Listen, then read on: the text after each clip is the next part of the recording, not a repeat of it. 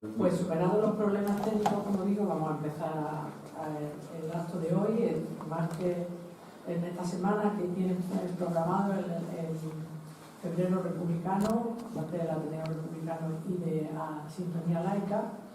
Os damos la bienvenida, os invitamos a seguir asistiendo en las sucesivas sesiones que tendrán lugar miércoles, jueves y viernes siempre a la misma hora, en el mismo sitio y según el programa que tenéis por ahí, si no podéis escoger. Así que en el día de hoy nos proponemos hacer un sencillo, humilde, pero sentido también homenaje a la escritora Almudena Grandes. La escritora Almudena Grandes, que ya nos acompañó en la quinta edición del Febrero Republicano, el 12 de febrero de 2016, precisamente, con una intervención que ella tituló Las mujeres en el republicanismo español. Así que hemos compartido con ella su afán republicano, su interés por indagar también en la historia y en el papel que jugaron las mujeres en el republicanismo. Y hoy Miguel me recordaba que yo había hecho también una ponencia, una intervención con un título parecido. ¿En el primero? De las sesiones, en el primer febrero republicano, en el que yo la titulé de las mujeres entre la primera y la segunda república. Así que pues, me alegra mucho haber comprobado esta coincidencia que a mí se me había olvidado. La verdad es que cuando pensamos en hacer un homenaje, como digo, sencillo pero muy sentido a Almudena Grandes, pues yo pensé en Ifigenia Bueno, que es la persona que esta tarde nos acompaña. Y pensé en ella por varias razones. La primera porque yo sabía de la amistad que Ifigenia había tenido con Almudena. Sabía también que el último acto, creo, público al que asistió Almudena Grandes antes de que se despeñara toda su enfermedad, e incluso un poquito antes de que apareciera el artículo del País, al principio del otoño, donde hablaba de su enfermedad, digo, ese último acto fue justamente en el Club de Lectura Mar de Leva de Sanlúcar de Barrameda, que coordina Ifigenia. Y bueno, pues nos pareció y se lo propuse a los compañeros del Febrero Republicano que era Ifigenia Bueno la persona idónea para hablar desde el corazón de Almudena Grandes. Ifigenia yo la conozco desde hace ya algunos años, he estado echando la vista atrás y a nosotros lo que nos reunió creo que fue la memoria histórica. Nació en Zamora, vivió tiempo largo de su formación y tal en Valladolid, pero realmente lleva tantísimos años en Sanlúcar de Barrameda, yo creo que ella se considera sanluqueña y andaluza de adopción, ¿no? Y nosotros la consideramos así. Ifigenia trabajó, se hizo maestra con cierta edad, pero fue una lección muy de vocación, ¿no? Ya viviendo en Sanlúcar de Barrameda, y trabajó en los años 80 en un plan que entonces tenía la Consejería de Educación de la Junta de Andalucía, que era el plan de educación del adulto, se llamaba así, que era un plan de alfabetización de las personas adultas. Andalucía seguía teniendo a principios de los 80 un altísimo índice de analfabetismo y sobre todo quedaba el analfabetismo, digamos, como un reducto y el analfabetismo funcional como un reducto en personas mayores. Y ahí hubo un grupo de maestros que se unieron a ese plan para trabajar en la alfabetización de las personas adultas. Un grupo de maestros que en algunas ocasiones eran los propios ayuntamientos quienes los contrataban, ¿no? Efectivamente, en ese grupo de maestros contratados para trabajar en ese plan de alfabetización entró Ifigenia y estuvo en toda la década, prácticamente de los años 80, un plan de alfabetización que fue reconocido por la UNESCO y se le dio un premio en el año 87 precisamente por lo que había supuesto para Andalucía ese plan de alfabetización, y fue un trabajo que muchos profesionales, muchos maestros y maestras de aquella época lo recuerdan como un hito importante dentro del desarrollo de la educación pública en Andalucía. En ese transcurso, en el transcurso de ese trabajo, Ifigenia entró en contacto, como tantas otras maestras y maestros han confesado y han analizado después, con las personas mayores que empezaron a contar muchas veces sus historias de vida, porque era el material que tenían los maestros, los profesores para empezar el proceso de alfabetización. Es decir, ellos tenían una experiencia que hasta entonces la sociedad no había puesto en valor y que este plan de alfabetización la utilizó como una manera de incentivarlos y de ponerlos a trabajar en la cuestión de la alfabetización. Entonces fue un proyecto muy bonito porque también los maestros y las maestras aprendieron mucho de esta experiencia, ¿no? Y bueno, a partir de ahí, Ifigenia confiesa que empieza todo su proceso de concienciación política y social. Se da cuenta del tipo de ciudadanía, no solamente de personas adultas, sino el tipo de ciudadanía que hay en Andalucía y que hay en Sanlúcar de Barrameda. A partir de ahí, luego después, un poquito después empieza a militar en Izquierda Unida, recién creada la coalición y el proyecto político, y a partir de ese momento pues no ha dejado la militancia, ni ha dejado, digamos, la militancia en el partido político, ni ha dejado su militancia como memorialista, como feminista y como activista social, que es lo que básicamente ella se considera. Entonces tiene, Ifigenia es una de estas mujeres que tiene ese tipo de jubilación gozosa, en la que después una acaba preguntándose cómo era que yo tenía antes un trabajo con un horario, pues, ¿dónde lo metía? ¿No? Si ahora no tengo tiempo a veces ni de ir a la peluquería, ni de hacer nada, ¿no? Bueno, pues Ifigenia dice una frase en una entrevista que le hicieron en su pueblo, y dice una frase que a mí me gusta mucho, que amo todo lo que la vida me da. Porque la define muy bien, en mi opinión, porque es una persona, yo cuando la conocí y cuando la he seguido conociendo y tratando después, a nosotras de hecho nos unió el interés por la memoria histórica. Creo que esta es una frase que la define muy bien, porque Ifigenia es una mujer de una gran vitalidad, una mujer sencilla, una mujer humilde, como son las personas que son grandes, ¿no? Que es otro concepto. Y además una persona que funciona con una empatía, un nivel de empatía importante que la ha convertido, esa empatía la ha sabido convertir de alguna forma en arma política. A mí esto me parece una cuestión importante, porque es una manera que tienen algunas mujeres de hacer política, y a mí esto me parece importantísimo y por eso lo resalto. Bueno, a Ifigenia le gusta pintar, le gustan las manualidades, le gusta cocinar, en eso también estamos cercanas, amiga mía, porque además ella reivindica este tipo de conocimiento, este tipo de saberes como saberes propios de las mujeres, que también en algún momento han sido lo que decía el franquismo y lo que decían las teorías del ángel del hogar, de las labores propias de su sexo y de su condición social, pero a veces convertidas también en armas políticas, que se puede hacer y de hecho se hace. Y bueno, su etapa como concejala en el Ayuntamiento de Sanlúcar ha unado todas estas características suyas, unida a su vitalidad personal y humana, con todo este interés y con toda esta intención política de trabajar y de mejorar la vida de la gente. Después de un primer conocimiento de Ifigenia a través de la memoria histórica, fue ella la que se puso en contacto conmigo.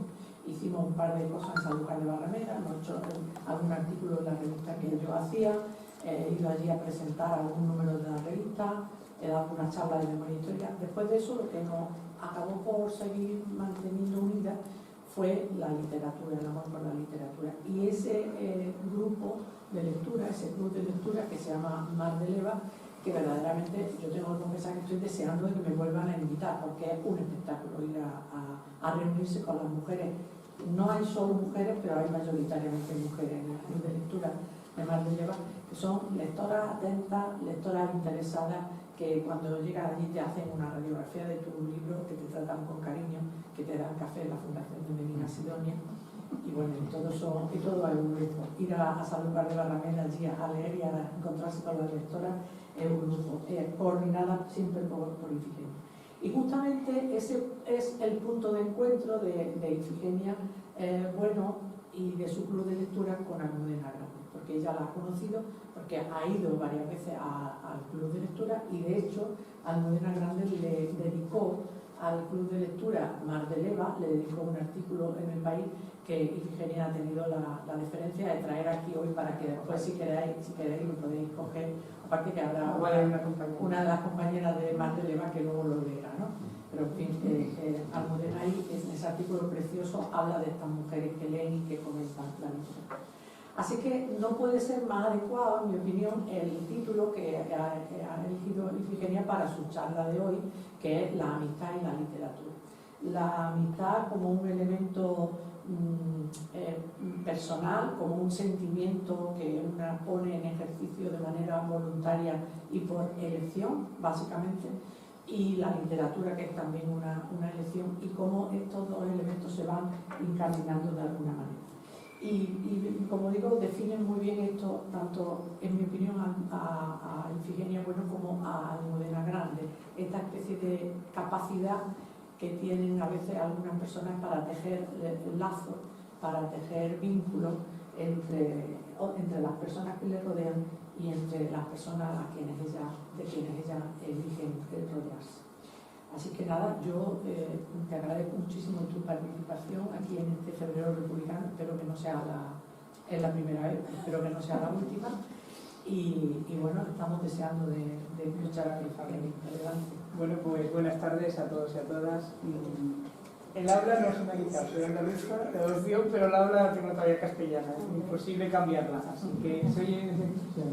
Bueno, pues gracias por tu presentación tan generosa. La verdad que uno no está acostumbrado a que la presentes, no siempre he presentado yo a los demás, así que muy agradecida porque es muy generosa la presentación.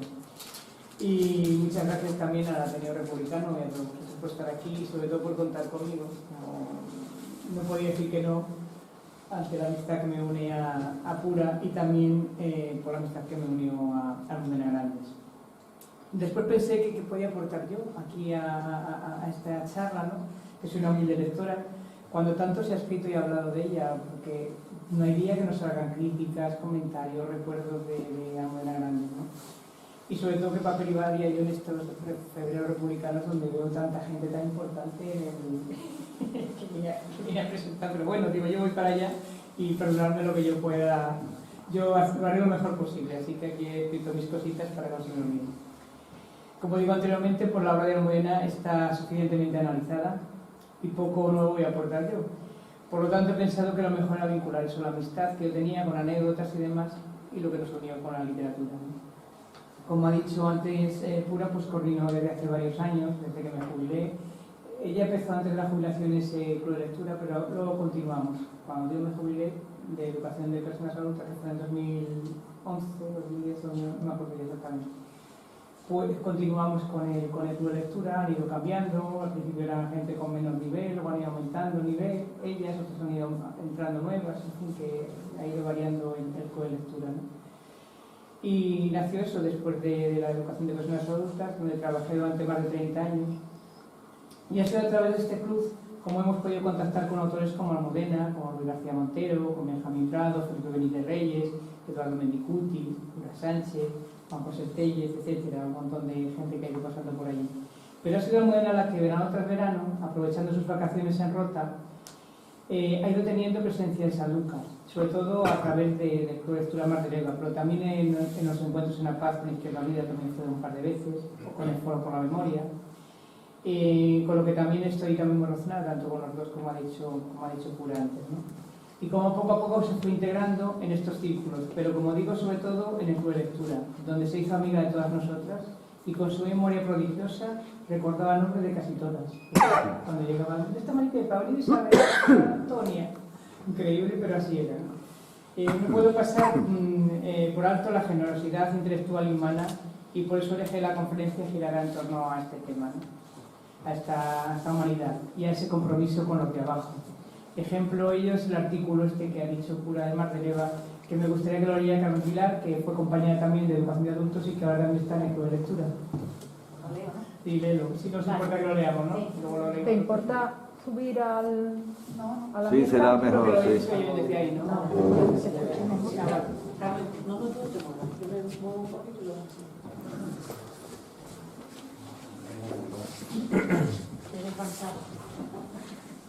Bien, buenas tardes. pone en el artículo: este club de lectura es una oportunidad para mujeres sin oportunidades para quererse. Bien, dice, para ellas leer es lo más, pero a estas alturas es también lo de menos. Hace ya muchos años que se reúnen cada semana. En aquel entonces, unas pocas se apuntaron sabiendo a lo que iban, otras no. Una vecina les había contado que existía un centro de educación de adultos donde, entre otros maestros, trabajaba una profesora de Valladolid que daba clases de formación básica, y una tarde se asomaron a echar un vistazo. Algunas nunca habían ido a la escuela, otras la habían abandonado todavía niñas, para trabajar en el campo o colocarse en una casa. Las más afortunadas no habían pasado de primaria. Por eso tuvieron que empezar por el principio, y aprendieron a leer y a escribir, un poco de matemáticas y de geografía, de gramática y de historia, recetas de cocina y muchas manualidades. Con eso se engancharon, y mientras aprendían a hacer bolillos y macramé, papel maché y joyas con cuentas de colores, se contaron su vida, descubrieron que tenían muchos problemas en común y se atrevieron a compartir las soluciones. Entre ellas había mujeres maltratadas, desempleadas, abandonadas, solas, enfermas, sin recursos, con hijos parados, con hijos drogadictos, madres solteras de madres solteras con nietos a su cargo. Algunas mujeres humilladas, golpeadas, despreciadas hasta por ellas mismas, ofrecían todo un catálogo de desesperaciones al borde de la exclusión social. Espíritus exhaustos, sin fuerzas, ya ni para mirarse en el espejo. Tendrían que verlas ahora, tendrían que ver a mis chicas, también a algunos chicos de Sanlúcar de Barrameda, cuando se juntan en el patio de una bodega para celebrar un acto literario. Tendrían que escucharlas cuando se levantan para leer en voz alta los comentarios que han escrito. Tendrían que probar las tapas que preparan en sus casas y ofrecen a los asistentes después de las presentaciones que organizan. Los pimientos confitados y las empanadas de Isabel son extraordinarios como la luz que ilumina los ojos de Maripepa mientras circula bandeja en mano. Y Figenia Bueno, a la que después de tantos años siguen llamando su profesora, tiene muchos motivos para estar orgullosa, pero no tantos como ellas mismas, que saben mejor que nadie de dónde vienen, y todavía mejor hasta dónde han llegado leyendo libros. Quizá por eso escogieron ese nombre, sinónimo gaditano de Mar de Fondo, porque Mar de Leva, como tantísimos otros grupos de lectores repartidos por toda España, es mucho más que un club de lectura. Una oportunidad para mujeres sin oportunidades, una ocasión para salir de casa, para hablar, para arreglarse, para ser útiles, para hacer amigos, para querer, para quererse. Hace muchos años, en la biblioteca de un pueblo de Guadalajara, llamado Azuqueca de Henares, conocí a otro grupo de mujeres admirables. Entonces, en 1989, acababa de publicar mi primera novela, y la gracia, el talento, el empeño y el afán de superación de aquellas lectoras me conmovieron más que ningún otro aspecto del mundo literario, extraño planeta donde acababa de desembarcar. Desde que visité el club de Azuqueca, modelo original, pionero de tantos otros, he sentido la misma emoción al reunirme con todos los clubes de lectura que me han invitado a hablar de mis libros. Pero el de Sanlúcar, de verano en verano, me ha devuelto la alegría, el placer de la primera vez. Este año me ha inspirado también el miedo propio de las ocasiones irrepetibles. Porque, y que nadie se engañe, esto es lo que nos estamos jugando con los recortes en cultura. Más allá del insuperable cinismo con el que los mismos que cierran hospitales esgrimen los nombres de las estrellas de cine para decir que más importantes son los hospitales, lo que está en juego es la dignidad de muchas mujeres sin suerte, de muchos hombres que han hallado en los clubes de lectura y en los centros de adultos una milagrosa posibilidad de formarse, de relacionarse y de recobrar la fe en sí mismos. Aquí también, aquí quizás más que en las propias escuelas, la educación no es un gasto, sino una inversión. También tendrían que ver a mis chicas de Sanlúcar, a las de Azuqueca, tendrían que hablar con ellas, escuchar sus historias. Ellas se bastan y se sobran para demostrarle a cualquiera que no se puede obtener una rentabilidad más alta con tan poco dinero, el sueldo de una monitora a tiempo parcial y una veintena de libros que intercambiar con los que reciben los otros clubes de la provincia. Solo con eso, más de una ha vuelto a nacer.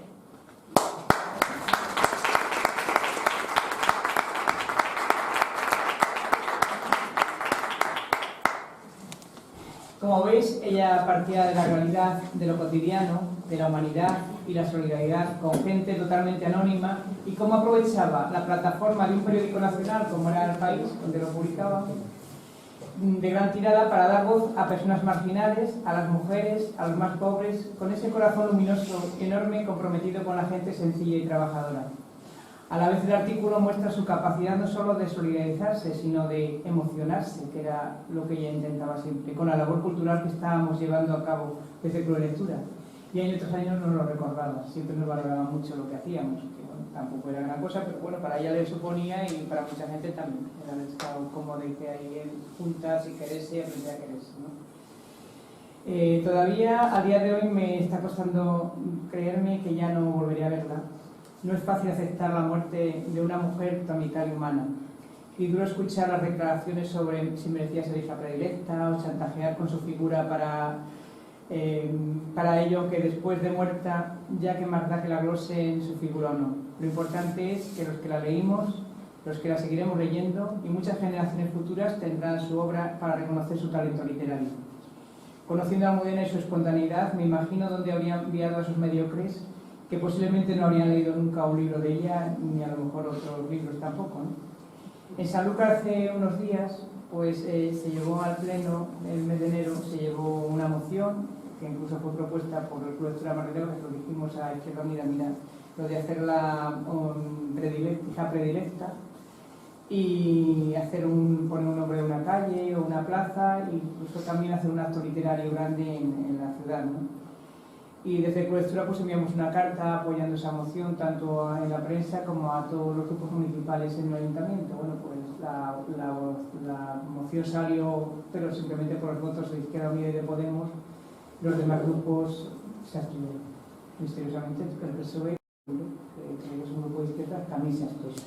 Entonces la propuesta está aprobada. Que se haga algo o no ya, generalmente suelen guardar las mociones en los cajones, se aprueba y ya está. Ya se calla la boca y demás, pero en fin, a mí me gustaría que le pusiera el nombre que merece, que se lo ponga, porque pasaba muchas veranos por allí, lo hacemos abajo del día, venía mucha gente, y yo creo que sí que se merece que se le pusiera algo allí de recordarlo. Y sobre todo por ese trato que tuvo con toda la gente de los de abajo, ¿no? Con la buena grande Luis García Montero entré en contacto yo a través de la Fundación Caballero Bonal de Jerez, y después, en los veranos que se acercaba a una librería de la ciudad, a la que le unía también una relación familiar, a presentar sus primeros libros. Eran actos no muy publicitados y reunían pocas personas, lo que daba pie luego a acercarse a ella, entablar conversación. Así fuimos relacionándonos y fue en el gran giro que se hizo con su obra ya hacia la memoria, ¿no? Que fue El corazón helado, cuando accedió a venir al Club de Lectura de Mardeleva a presentarlo en una bodega. Ya luego os comentaré un poquito sobre las anécdotas, las presentaciones que hicimos de sus libros, ¿no? Almudena de las distancias cortas a una mujer entrañable y sencilla, a la que le gustaban las cosas que no imaginas que a una escritora de su talla podían gustarle. Por ejemplo, por la cocina. Decía, la cocina le encantaba, la receta nos pedía, oye, ¿cómo has hecho esto? ¿Cómo has hecho el pimiento? Y le decía, eso, dime la receta, que está muy bueno. Y dice, me contaba que los veranos en Rota ella iba al mercado a comprar el pescado, las verduras que luego ella misma cocinaba y preparaba. Era muy disciplinada en el trabajo, tenía sus horas fijas diarias. Eso ya lo decía ella, también lo ha dicho muchas por televisión, ¿no? O sea, pero intercalaba algún descanso para ir a preparar la comida, porque decía que la cocina era como algo automático que ella hacía sin pensar, y sin embargo se le daba pie para pensar en la obra en la que estaba inmersa. Eran famosas las reuniones que ella hacía con todos los amigos de Rota, con escritores, artistas y demás, ahí en su patio, los veranos, que se juntaban para cenar allí esas noches de verano. Y hace unos cuantos veranos que vino pues nos comentó así en un rincón a Ángeles Aguilera, que es directora de la editorial Planeta, y también vive en Rota, es muy amiga de ella. Ángeles y ella siempre venían juntas a todos los actos, ¿no? Aparte que venían otros también, otros escritores. Y nos pusimos a charlar allí y dice, pues viene Serrat y la mujer. Me dice, y vamos a ver cómo se porta el catalán, porque dependiendo cómo sea, si le gustan las comidas o no, y se adapta al grupo o no se adapta, porque si no lo mandamos fuera. Y eso nos vimos riendo un rato porque era genial comentando esas cosas, porque tenía una gracia así que y son anécdotas de las que ella contaba y se reía luego a carcajadas, ¿no? Como la hacía siempre ser una mujer especial, la verdad. le gustaban mucho las plantas. En su casa de Rota, que era preciosa, por supuesto una casa muy bonita que hizo, después de otra que tenía, hizo esa. Y dejó dentro de la casa un árbol muy grande que había, no taló y lo dejó dentro, metido dentro, incrustado en la casa. Y a esa zona de eso daba un salón con un aparato de cristal, las paredes eran todas de cristal. Y tenía un pollete por muchas orquídeas, que le encantaban las orquídeas, y tenía por lo menos 12 o 14 orquídeas, todas con las flores. ¿Cómo lo consigue? Dice, pues mira, es que yo las cuido mucho, pero es que además yo cuando vengo para Rota cojo las orquídeas en un cajón, las pongo en el coche, en el asiento de atrás, les pongo el cinturón de seguridad, hablar como si fueran personas, les pongo el cinturón de seguridad para que no se me muevan y aquí me las traigo. Porque a saber si las dejo allí, cuando llegue, cómo estarán. Y cuando vuelvo hago lo mismo, otra vez al cajón, otra vez cinturón de seguridad y para Madrid. Así que eran esas cosas que decías tú, bueno, como una persona a la que se dedica a escritura le gustan tanto estas cosas, ¿no? Que parecen que son aficiones más de no sé, más normales. Pues bueno, era normal y corriente, la verdad.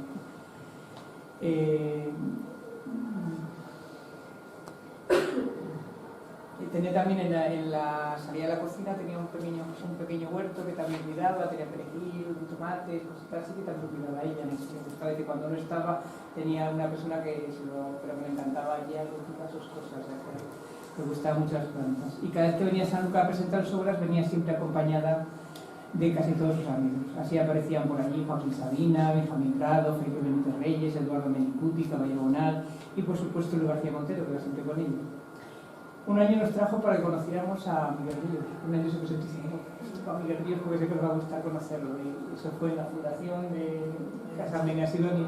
Allí nos lo trajo en el PowerPoint y la foto que nos hicimos con él ahí en unas cuantas. Dice, así era Almudena, no solo era una gran escritora, una voz única en la novelística de la lengua española, al dar voz a los derrotados de una guerra interminable que arrojó a muchas personas al exilio exterior, pero también al interior. Sino que cuando se refería a nosotras, nos fue poniendo en contacto con otros escritores para enriquecer nuestra labor en el Club de Lectura Mar de Llobregat.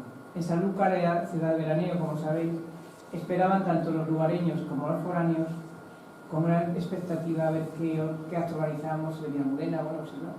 Y todos los veranos teníamos en las bodegas algún acto que esperaban que si no por la pandemia que se corta hemos seguido haciendo.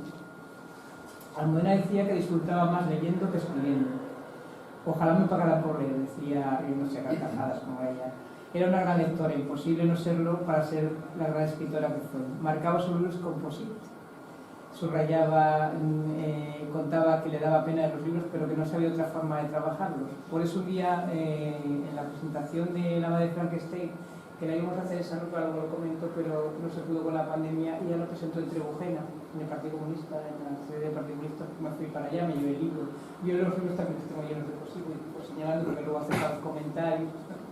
Me llevé para que no lo firmara y cuando lo vio, igual que yo, tienes igual que yo, y el otro, mira cómo tienes el libro, sé que sabes más que yo de los libros que yo hago. Y ahí le reía, ya, vamos, fue un escándalo ahí entre mujeres, enseñando el libro, digo, ¿qué va con el libro? Enseñándolo a todo el mundo. En mis conversaciones con ella me preguntaba cómo podía escribir tan bien, cómo inventaba esos personajes de ficción que le costaba a uno creer que luego no fueran reales. Y ella me contaba cómo estructuraba las novelas. Era muy exigente consigo misma. Se documentaba tanto a nivel histórico como humano. Cuando estaba escribiendo La Madre de Frankenstein, me contó que muchas mañanas iba a Cienfuegos a hablar con un psiquiatra para conocer ese mundo oscuro de la mente, la práctica de la psiquiatría, los delirios, los tratamientos, etc. Y cómo encontró en la clorpromazina la oportunidad para justificar la vuelta a Madrid, se había leído el libro este último, de uno de sus personajes, el doctor Velázquez, para dirigir un ensayo clínico con el primer narcoléptico, que era un medicamento capaz de atenuar los síntomas de la esquizofrenia. Utilizaba un cuaderno para cada novela y allí iba escribiendo a medida que tomaba decisiones sobre lo que quería contar. Con ese desparpajo que la caracterizaba, me contó, recuerdo yendo en coche desde Rota a Sanlúcar, como con la idea que tiene la novela que va a escribir, se contaba a sí misma el argumento, los personajes, iba haciendo cronologías y luego trabajaba la estructura. Hasta que no tenía una lista por los capítulos no empezaba a escribir. Y ya con eso podía calcular ella el número de páginas aproximadas que podía tener la novela. Decía que cuando tenía escrito un capítulo ya calculaba ella lo que iba a ser la novela. Y también me dijo que escribía para ella, como lectora que era. Y si no era capaz de emocionarse, y eso lo vi también, eso lo contaba, pero luego lo escuchaba en la televisión en alguna entrevista que le han hecho, que no era capaz de emocionarse, de reír o llorar con lo que escribía, difícilmente iba a emocionar a otras personas, a otros lectores, ¿no? Para mí una de las virtudes de Almudena era escribir fácil, que es lo más difícil, ¿tá? Conocía muy bien el lenguaje como expresión del pensamiento, y precisamente para la escritura pareciera fácil utilizaba algo tan simple como era una goma de borrar. Y de aquí voy eliminando palabras y yo tengo el hecho en el cuaderno, ¿no? Y ahora empiezo a leerlo y sobre el palo, o sea, aquí con la goma, me escribía con lápiz, con goma de borrar, iba luego borrando. Hice las palabras que sobraban en el cuaderno que sobraban para expresar ese pensamiento, ¿no? Y con esa capacidad, con ese oficio literario de entretejer lo histórico con la ficción, con esa mano de saber escritora sabía estructurar a la perfección sus novelas. Las personas que han leído Almudena sabrán cómo describía lugares, casas, y es que cuando ella salía por la mañana a hacer la compra en Madrid, en el barrio de Malasaña, ella entraba en los portales que le parecían así casas así importantes o que en la que ella podría meter algún personaje, y entraba, llamaba un timbre, le abrían y ella cogía un cuadernillo escribiendo todos los portales como veía, que luego después una sola dice, estaba esta casa, ¿no? Incluso luego si hay algún vecino le dejaba ver la casa, pues y le decía yo, Almudena, te parece a mi madre. Mi madre hacía eso, pero mi madre lo hacía con otro sentido. Mi madre le encantaba, veía el periódico y decía, mira, venid una casa en el centro magistral, la ven, yo voy a verla. Pero como así a veces me lo utilicen para comprar, pero yo voy a verla. A mí me gusta verla, que me la enseñen y luego ya veré si la podemos comprar o no. Y entonces le encantaba, y mi madre venía y contaba la descripción de la casa perfectamente, con una documentación, un salón de estuvimos y no la comprábamos y disfrutaba con eso, y me recordaba mucho Almudena. Digo, mi madre lo hacía también, de ver portales, de ver casas, pero sí, porque le hacía ilusión poderla comprar, pero nunca la podía comprar, claro. Y así tomaba todos los detalles que ella encontraba, luego los utilizaba para la novela. Supo encontrar un filón en las 6 novelas, estas últimas, de la saga de los episodios de Una guerra interminable. Ojalá que pueda salir, creo que ha quedado terminada, prácticamente terminada la última, que es Mariano en Vidasoa. Todas ellas son un homenaje a los luchadores antifranquistas, a la resistencia. Decía que si rascabas un poco salían historias increíbles de héroes, de villanos, de traidores, con personajes complejos, contradictorios, imposibles de definir en pocas palabras, pero por eso inventaba personajes siniestros, pero siempre con algún rastro de atracción, y a los más agradables les buscaba alguna maldad también.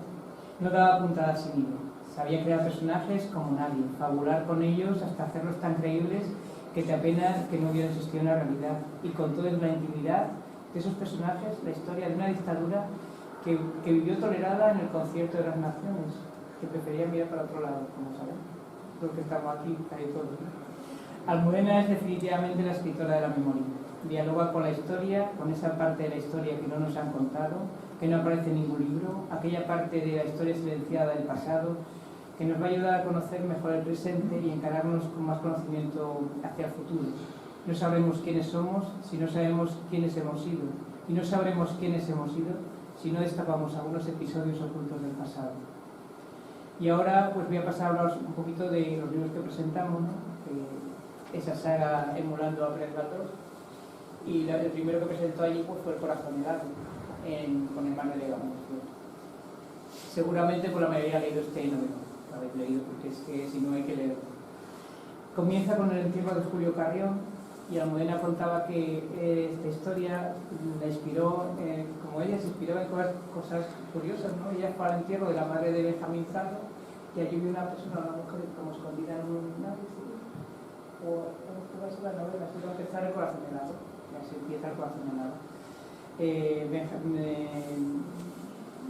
Julio Carrión, prestigioso hombre de negocios, cuyo poder se remonta a los años del franquismo, deja a sus hijos una fortuna considerable, pero también una herencia de sombras con muchos puntos oscuros de su pasado. Su hijo Álvaro se sorprende por la presencia de una mujer joven y atractiva a la que nadie reconoce, Raquel Fernández Perea. Por su parte, hija y nieta de exiliados republicanos en Francia, conoce muy bien el pasado de su familia, sus frustraciones y esperanzas, y no ha podido olvidar el episodio más misterioso de su infancia, la extraña visita que la acompañó a su abuelo, recién regresado a Madrid a casa de unos desconocidos con los que intuyó que existía una deuda pendiente. Ahora el azar hará que Álvaro y Raquel se conozcan y se sientan atraídos sin remedio. Así descubrirán hasta qué punto sus viejas historias familiares son capaces de proyectarse en sus propias vidas, donde se entrecruzan y convergen de manera dramática. Esta primera presentación la hicimos en las bodegas de Pedro Romero y cerradas, y fueron muchísimas personas, entre ellos escritores y políticos de la localidad. En la foto está Pamarín, que es el vicepresidente de la Junta de Andalucía. Entonces era concejal de turismo y aportó pues material, mesas, sillas y megafonía, nos lo llevaron. Y también aprovechamos, como anécdota, esa presentación para hacer un homenaje a un señor que vivía en Sanlúcar, que había muerto hace unos años, que se llamaba Domingo Ramírez, que tenía una tienda en Sanlúcar muy conocida, que era El Barato. Vendía mucha gente ropa, como El Barato era ropa barata, telas y demás. Y este hombre pertenecía al Partido Comunista y había vivido la Segunda Guerra Mundial en persona, luchando contra el fascismo allí en Siberia y luego en campos de concentración. Y Almudena supo de esta historia y se vino muchas mañanas a Sanlúcar, a Bajo de Guía, que este hombre vivía en Bajo de Guía, y allí tomando una cosita de manzanilla y tal, pues le fue contando toda su historia. Y esa historia ella la convierte, este hombre, a Domingo Ramírez, lo convierte en un personaje del corazón helado, con otro nombre, pero es un personaje con hechos que ocurrieron reales, como digo, la ficción y la realidad unidas. Después presentamos en los años siguientes a Inés y la Alegría. Esta vez la presentamos en los encuentros en La Paz de Izquierda Unida, que son unos encuentros culturales que se hacen todos los veranos allí también muy conocidos, porque se van con el primero es político, como es una organización política, y los demás suelen ser culturales y atrae a mucha gente. Solemos hacer los jardines del ayuntamiento, el Palacio Municipal. Si algún día se es por Sanlúcar, solamente por estar ahí es precioso. Son los jardines de Montresí, del duque de Montresí, que está en su palacio de verano. Y el Inés y la Alegría pues nos habla de un episodio tan poco conocido como fue la invasión de octubre del 44 de 4.000 hombres, la mayoría comunistas españoles veteranos de la guerra de liberación de Francia, que entran a través del Valle de Arán con la intención de acabar con la dictadura de Franco e instalar la República. Este episodio, que se nos ha ocultado y que ha sido suprimido en todos los libros de historia, realmente existió y fue una experiencia tan épica como romántica que duró solo unos días, pero los hombres y mujeres que lucharon con todas sus fuerzas vivieron y soñaron por restaurar la legalidad democrática frente a la barbarie fascista. Almudena, aunque no era evidente, decía que tenía esas vivencias para escribir una novela. Entonces, para esa novela dice que se le apareció unas imágenes que eran, veía una mujer, un caballo, una pistola y 5 kilos de rosquillas dentro de una sombrerera. Y así surge la protagonista de esta novela, que es Inés.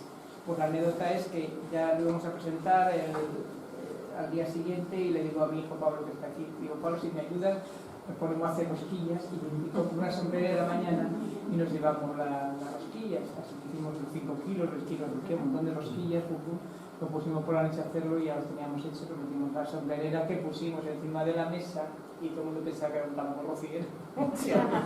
Tambor rociero. Pues claro, no quedó ninguna rosquilla cuando terminó la próxima. Desaparecieron todas y la verdad que ella se reía porque me decía, ¿qué ocurrencia? ¿Qué hace las rosquillas? Digo, sí, los he hecho con la receta de mi abuela, que me parece que se distinguían de la de ella, creo que la de ella la llevaban manteca, la de mi abuela con aceite. Pero hizo, uy, están extraordinarias, están casi mejor que las mías, bueno, tal, que esas son las anécdotas así graciosas de luego en el lector de Julio Verne, que fue otro verano, cada 2 años solía ser la presentación. En esta tiene otra visión y tiene la visión que ella ve a los pies de un niño de 9 años que le cuelgan de una silla en la que está sentado sobre el tomo de una enciclopedia y una mesa en la que está aprendiendo a escribir a máquina y la de un billete de 20 euros firmado con la leyenda "Así paga Cencer".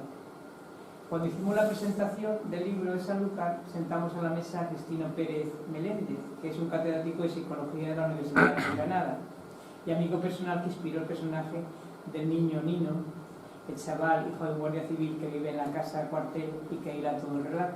Cristino le cuenta a Almudena una historia que oyó de pequeño sobre la persecución y muerte de Tomás Guillén, conocido como Cencerro, un guerrillero de la Sierra Sur de Jaén que trajo en jaque a la Guardia Civil y al Ejército. lo que tienen las redes sociales, los milagros muchas veces, que es ponerte en contacto con gente. Me pude poner a través de él en contacto, y cuando le conté que quería, digo, vamos a presentar el libro, cómo me gustaría sorprender a Almudena con tu visita aquí, que estoy haciendo una mesa, y dice, yo voy para allá, y se viene con su mujer, y dice, digo, bueno, dice, yo pago el hotel, no os preocupéis de nada, que yo me pago todo, yo voy para allá. Y mira, cuando Almudena lo veía yo, fue muy emocionante, lo que hace Cristina, la verdad que fue muy emocionante, porque además contó, ella contó este hombre, que su vida, desde que leyó el hecho de Julio Verne, le había cambiado porque no sabía quién era, si era él, Justino, o era el niño que Almudena le puso 10 años más y le hizo un personaje. Dice, ya no sé si soy yo o es niño, o soy niño, ya no sé si soy yo. Y nada, pues en eso también contacté también con todos los amigos que tenía allí, y vinieron a leer un capítulo cada uno, Mendicuti, Felipe Intermedios, Benjamín Prado, Ángeles Aguilera de la editorial, y no me acuerdo quién más, algunos más estuvieron allí. Y fue a raíz de esa presentación que dice ella que le da miedo que no vuelva a repetirse esta situación a raíz de esa presentación, que haya gustado tanto de ver a todos los amigos leyéndole capítulos y a Cristina en la mesa cuando nos hizo el artículo de Margarita. Vinieron después Las tres bodas de Manolita, y esta es una novela conmovedora, y más que una novela es un novelón. Es una novela esas que llamamos nodrizas, porque se podrían escribir otras cuantas novelas más. Trata de la resistencia de los vencidos de Madrid de los 40, como un grupo de unos 200 personajes resisten a las durezas del franquismo en aquella época. Es una historia de amistad, de amor y de la resistencia, que mientras la vas leyendo intuyes que todo lo que cuenta es cierto, y al final del libro la autora lo confirma y certifica que la ficción supera a veces la realidad. Como son todas sus novelas, uno aprende mucho, pero en esta vi reflejada una historia de mi propia familia, en ese relato que hace de las personas vencidas del Madrid del 39. La historia que me contó mi suegro. Mi suegro me contó una historia de él, que él fue condenado a muerte en el 36. Bueno, por circunstancias se libró de la pena de muerte y luego pasó a hacer 30 años, que finalmente se convirtieron en 4 en la cárcel. Pero cuando salían de la cárcel no salían en libertad, salían vigilados, tenían que estar yendo, entonces los desterraban de sitio. Estaba en Valladolid, lo mandaban a Madrid y tenía que ir a la cárcel de Porlier. Por eso tuve yo constancia de esa cárcel que habla en este libro. De Porlier, en los años 70, mi suegro me lo contó cómo iban a firmar allí. Y también lo tuve, después también tuve conocimiento de esta cárcel leyendo las memorias de Marcos Ana, donde relata cómo en las galerías del sótano se concentraban a los condenados a muerte e incluso donde se practicaba ahí el garrotería.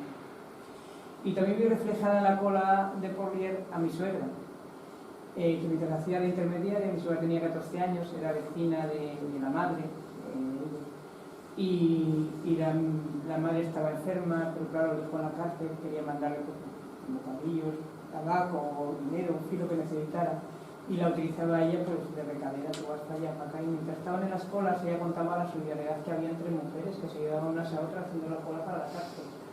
Y además mientras ella estaba allí iba día tras día a verlo y a hacer solidaria, porque luego ella participaba de otros presos que le mandaban a hacer recados, vete a comprar tabaco, tráeme no sé qué, unos sellos, y le hacía los recados a los demás presos que estaban allí. Eran concretamente 2 que yo he conocido, que era uno de la línea, que era masón, y otro que era comunista de Algeciras.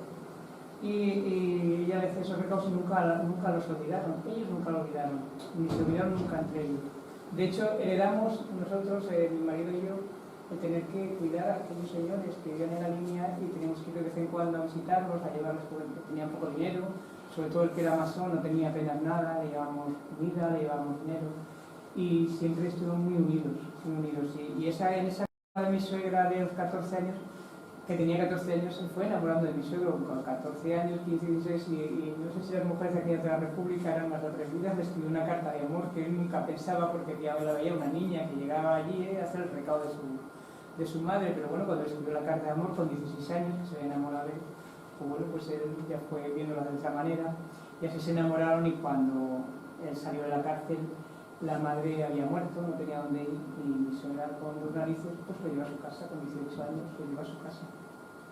Y ya, bueno, pues, el tiempo que estuvo luego en Madrid, exiliado y demás, luego ya se casaron y ya, ¿no? Y están mis hijos, gracias a él, pues están aquí también. Conoce a mi marido. En fin, esa es una historia que digo cuando lo leí, digo, oye, esta es la historia de Manolita, la historia de mi suegra y de mi suegro, vamos, que verdad, lo de los bis que se veían, en fin, esas cosas, ¿no? Y bueno, al terminar el acto, esta presentación, se acercó una conocida mía, que era una compañera también de adultos, que vivía en El Gastor, El Gastor es un pequeño pueblo de la provincia de la Sierra de Cádiz, y le propuso la posibilidad de presentarlo allí, porque dice, aquí nunca ha venido nadie, ninguna escritora, allí nunca ha ido nadie en la Sierra de Cádiz, y en mi pueblo en la vida ha ido nadie. Dice, qué ilusión sería que algún día, dice, pues mira, si se compromete a llevarme, cuando yo pueda, a lo mejor en Semana Santa, tal, vamos, pues no se lo olvidó, en Semana Santa ya marchamos a presentar el libro al Gastor. Y además lo recuerdo bien porque fue un lunes de Semana Santa y también me dice, y nos importaría llevarme a Luis al puerto de Santa María a coger el tren. Y claro, giramos por el puerto y dice que es que lo han llamado de urgencia porque era cuando se presentaba la presidencia de Madrid por Izquierda Unida, que dice, yo le he quitado todas las ideas, yo no quería que se presentara de ninguna manera, fue contando, pero ese empeño, dice, ahora, se ha empeñado, yo a muerte con él, yo lo apoyo, lo que sea, tú que acepto lo que sea porque él ganó. Que fue desastrosa la historia, pero bueno, en fin, ella lo hizo, la verdad, era muy generosa para eso. Y el actor Gastor pues, fue espléndido. Se desplazaban de ahí toda la sierra entera, y cuando llegamos allí, tanta gente, había toda la sierra al completo, 2 autocares de ronda, todas las televisiones de la zona, en fin, fue, bueno, ¿cómo me congrega tanta gente aquí? Claro, me agradecido porque nunca había llegado allí nadie. Y ella fue. Y de recuerdo, pues nos regalaron algo muy artesano que hacen el Gastor, que es la gaita gastoreña, que es un cuerno de vaca que utiliza con un pito para soplar y hacen un ruido especial, y utilizan los pastores como estar por la sierra para llamarse o del peligro o lo que sea de unos a otros. Era muy típico y lo hicieron para nosotros. Y luego está el libro ya que seguía era Los pacientes de Astor García, que también es una novela muy conmovedora, como la anterior, también un novelón de 763 páginas, de la que se podría escribir también otras tantas novelas, igual que de la de Manuel. Trata de la resistencia de los vencidos y sobre todo el coraje, la determinación y la esperanza de personas que lucharon contra el fascismo a costa de sacrificar sus propias vidas. Cerca de 300 personajes van surgiendo a través de estas páginas de esta obra internacional en la que Almudena nos adentra en una trama a lo largo de casi todo el mundo: España, Alemania, Francia, Rusia, Estados Unidos o Argentina, que serán algunos de los países donde transcurre esta apasionante y documentada novela, en la que hemos descubierto una faceta desconocida para nosotras, que fue el espionaje internacional y la creación de una red centrada en el piso de la calle Galileo 14 de Madrid para poner a salvo a los criminales nazis, con una mujer a la cabeza, Clara Staufer. Como todos los libros de esta saga, no tenemos que buscar un libro de historia, porque no lo es, porque lo que pretende es novelar. Por eso a veces no es fiel al dato preciso, lo utiliza según sus necesidades literarias, la documentación bajo la ficción. Quizá ese ha sido el éxito de sus novelas. Almudena decía, si la norma de la historia es la verdad, la norma de la ficción de la novela es la verosimilitud.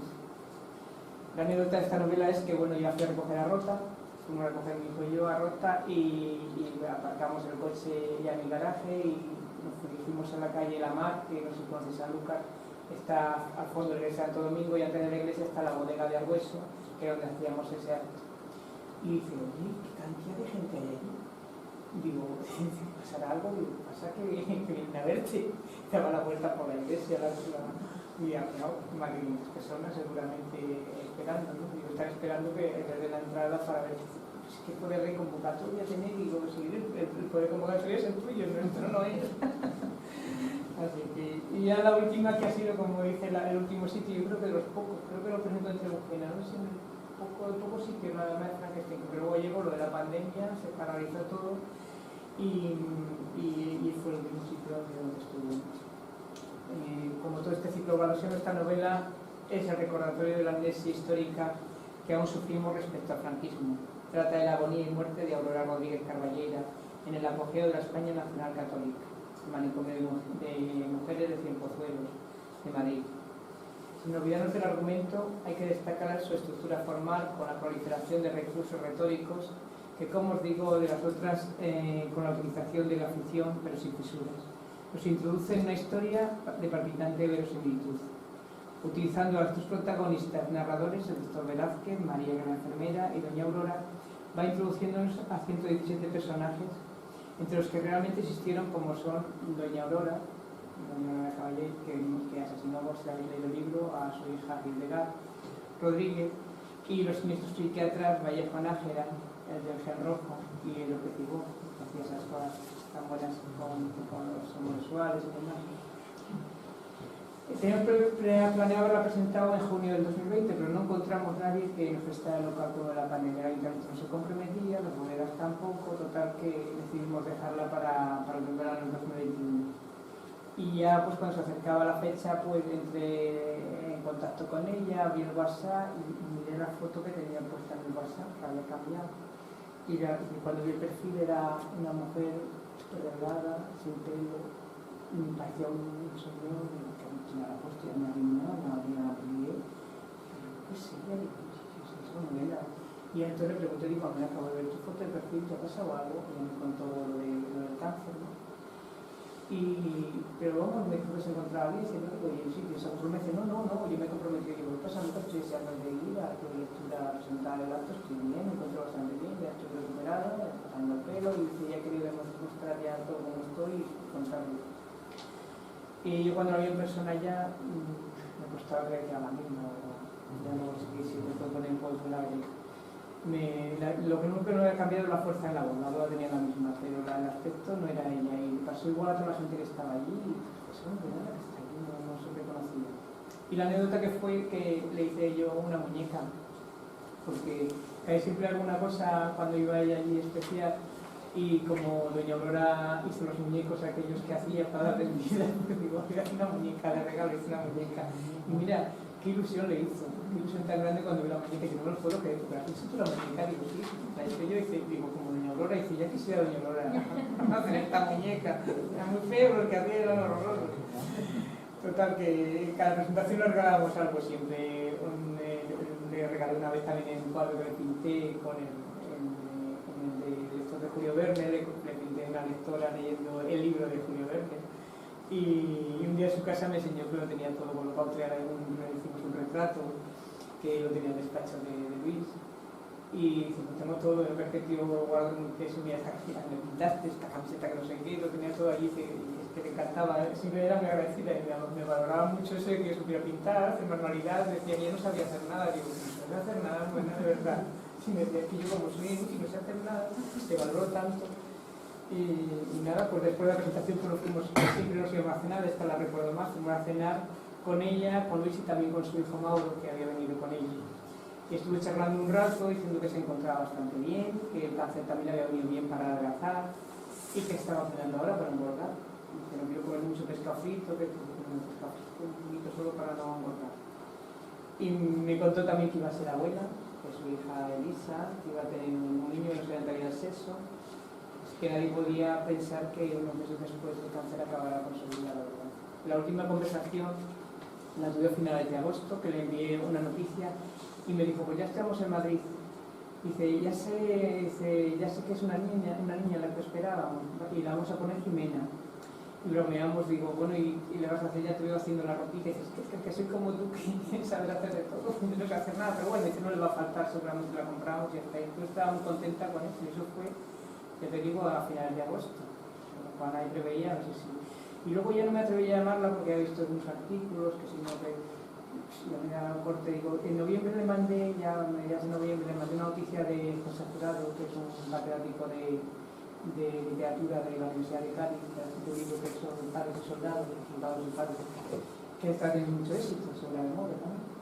Y a mi amigo de ella, porque también recorrió con ella por varios sitios presentando las 3 horas de Manolita. Le tenía mucho afecto, digo, mira cómo va Pepe Jurado, digo, tiene un montón de éxito el libro, y vi que ni lo abría ni nada, no tenía nada de abrir, así que no abrirá los móviles. Así que cuando me llamaron para decirme que había muerto, yo que me quedé destrozada porque tan joven y tan valioso, en fin. Y el grupo de Lectura Madera decidimos hacerle, cuando nos enteramos de una despedida despedida al día siguiente de la muerte. Así que nos pusimos en las redes sociales ese mismo día, pusimos que mira, nos vamos a concentrar en el Monumento de la Memoria, que así dice que lo conoce, que pusimos el de la memoria y a ella le gustó mucho cuando lo vio. Digo, el mejor sitio para hacer un homenaje a ella lo de la memoria, ¿no? Digo, el que quiera venir, que se traiga un libro, lo que sea, y charlamos ahí un ratito sobre ella. Fue una cosa como improvisada, bueno, pues llegaron por lo menos 200 personas y fue muy emotivo el acto. Allí colgamos nuestras fotos, flores y nada, y leímos unos textos, cada una leía una cosa de ella.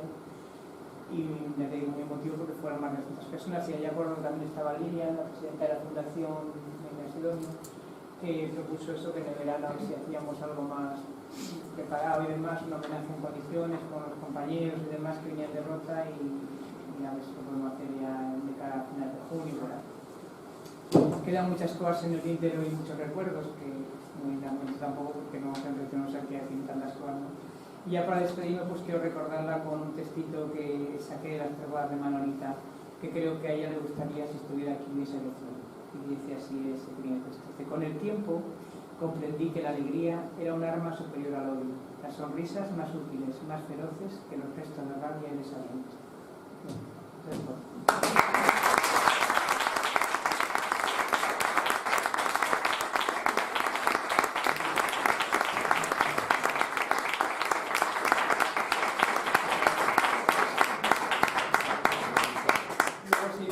Voy a hacer después de cuando digáis Yo creo que se puede poner. porque son una... Yo creo que se puede poner. 10 o 12 Vamos a poner lo que hay ahora mismo en la pantalla, no sirve para nada. Porque Claro. se está viendo aquí, inténtalo. Yo creo que se puede. Vamos a poner la foto. Sí. ¿Cómo se busca por aquí ahora? Sí. Intenta.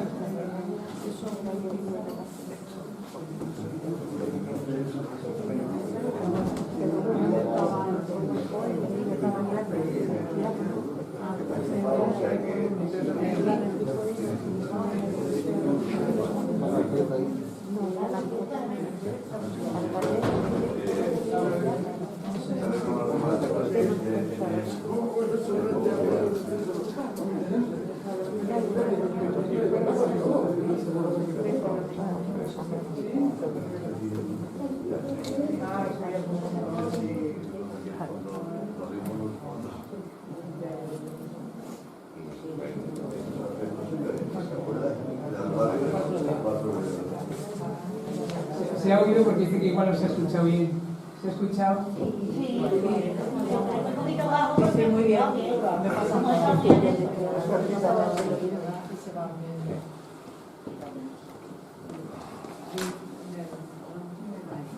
Este es el grupo de más o menos de lectoras que tenemos allí, de Mar de Leva, en el centro adulto, que nos seguimos reuniendo. Cuando queda una aula libre, el día que nos reunimos, pues nos reunimos el día de semana.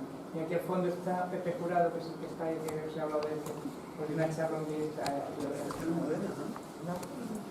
aquí estamos, el comentario que hacía yo de la librería esta, que era mucha amistad la que tenía ella, iba por allí, había poca gente y entramos en contacto, por ahí está fumando un libro mío. Ahí estamos aquí con Eduardo Minicuti en la presentación de algo del ayuntamiento, y arriba allí en Jamín. Aquí el grupo que iba siempre a la librería, ¿ves? Como podían ahí, está Cabina, Cabello Bonal, Benjamín Prado atrás, Menicucci y ellos dos, Luis y Miguel.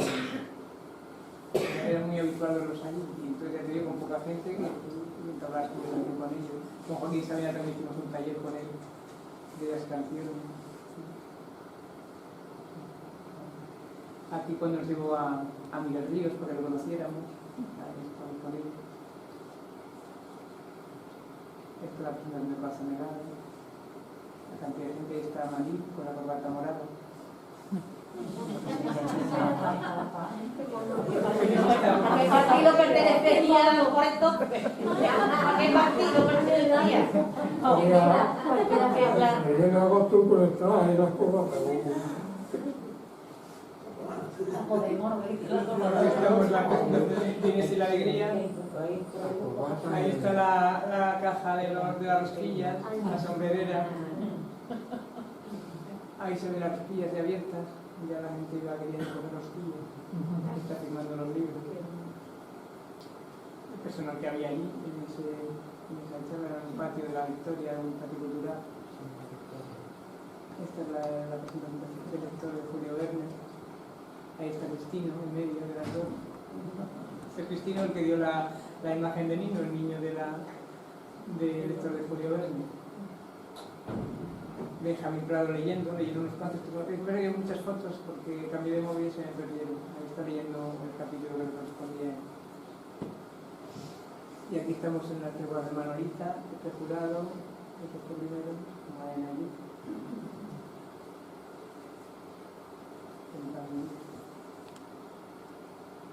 Aquí abriendo el regalito. Está ya en el Gastor, que somos un grupo de gente de salud, para compañeros. Tan hermosa ella. Es paciente de autografía. Aquí en la bodega haciendo la presentación. Ahí estamos en la mesa, creo que es una chica de la cobertura que es la presentación. Y aquí otra compañera que también leyeron los textos, 7, 8 mujeres, que van leyendo trocitos de mientras lo comentábamos el libro. Aquí el grupo con ellas, la foto. Y esta es la maestra Cristina. Estos son los jardines de Palacio de Orleans. Digo, de Orleans de Montpellier. Esta es la foto que no parecía. Ahí está con la muñeca.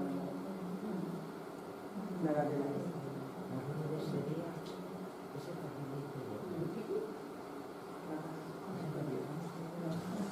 O sea, no era la de ella. Tristeza en la cara. La gente que había. Aquí está Mendicuti, que fue que casi no puede andar, estuvo en la charla. Luis, en primer lugar, Mendicuti, Luis y el hijo.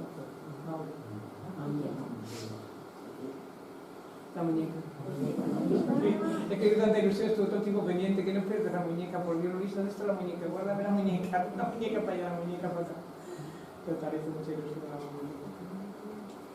Y aquí está ya el homenaje que le hicimos en el monumento. Estuvimos con los libros, como ya de noche casi, pusimos ahí fotografías, flores. Los libros aquí alrededor, algunos se los prestamos a gente que no lo había leído, otros allá. Hay mucha gente. Y la frase final, con la que hemos terminado, lo que te traigo. Bueno, vamos a poner ahora ¿El vídeo? El vídeo, ¿sí? ¿O preferís que hablemos primero con Luciferia un poquito? ¿Dura mucho la entrevista? No, 20 el vídeo minutos. son 20 minutos exactos. O sea que no es muy grande. Sí, pero ponemos, ¿no? Sí, vamos a ponerlo y luego ya. Lo tiene, Lo quitamos ya esto. Sí. tiene el pendrive ahí. Está aquí encima. ¿Le doy escape o...? Sí.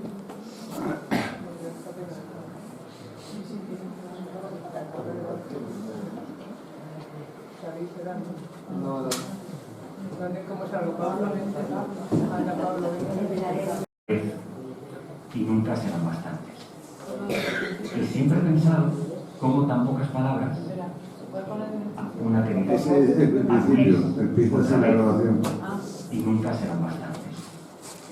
Y siempre he pensado cómo tan pocas palabras pueden decir, Luis, tanto de una historia. Buenos días. Pues la verdad es que sí, en nuestro caso, en nuestra relación, pues la vida se mezclaba con la literatura y la literatura se mezclaba con la vida, es lo que nos reunió y por ella vivíamos. Y bueno, como nos intercambiábamos los libros, nos leíamos, pues se convirtió en una complicidad personal las dedicatorias, cómo le dedicaba yo mis libros a ella y cómo ella me dedicaba a mí sus libros. Sí, es una dedicatoria que me emociona. Buenos días y bienvenido, Luis García Montero. Gracias, Astre. Aunque tú no lo sepas, me he inventado tu nombre. Me drogué con promesas y he dormido en los coches.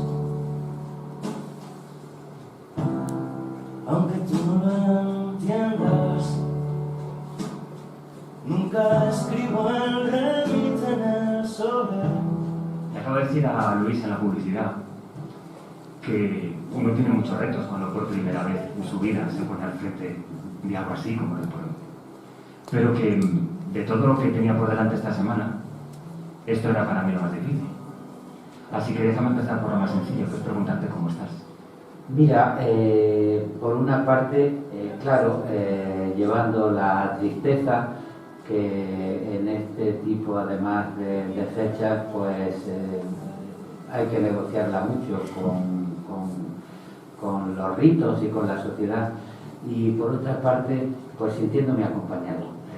De verdad, parecen convenciones, pero el cariño que ha despertado Almudena, lo que ha significado su fallecimiento, a la familia nos ha dado mucha compañía. Y yo estoy aquí, entre otras cosas, para daros las gracias a vosotros y para darle las gracias a la gente, en general a toda la gente que ha recibido con un respeto, con un cariño, una noticia triste que se ha convertido también en una noticia que ha facilitado pues la admiración, el reconocimiento, da compañía este cariño y le da un sentido a las cosas. La verdad es que uno encuentra justificación por ejemplo, en la manera con que la gente de todo tipo ha acompañado estos días tristes, el recuerdo de Almudena. Que te abrume lo puedo llegar a entender porque realmente fue desbordante todo lo que vimos.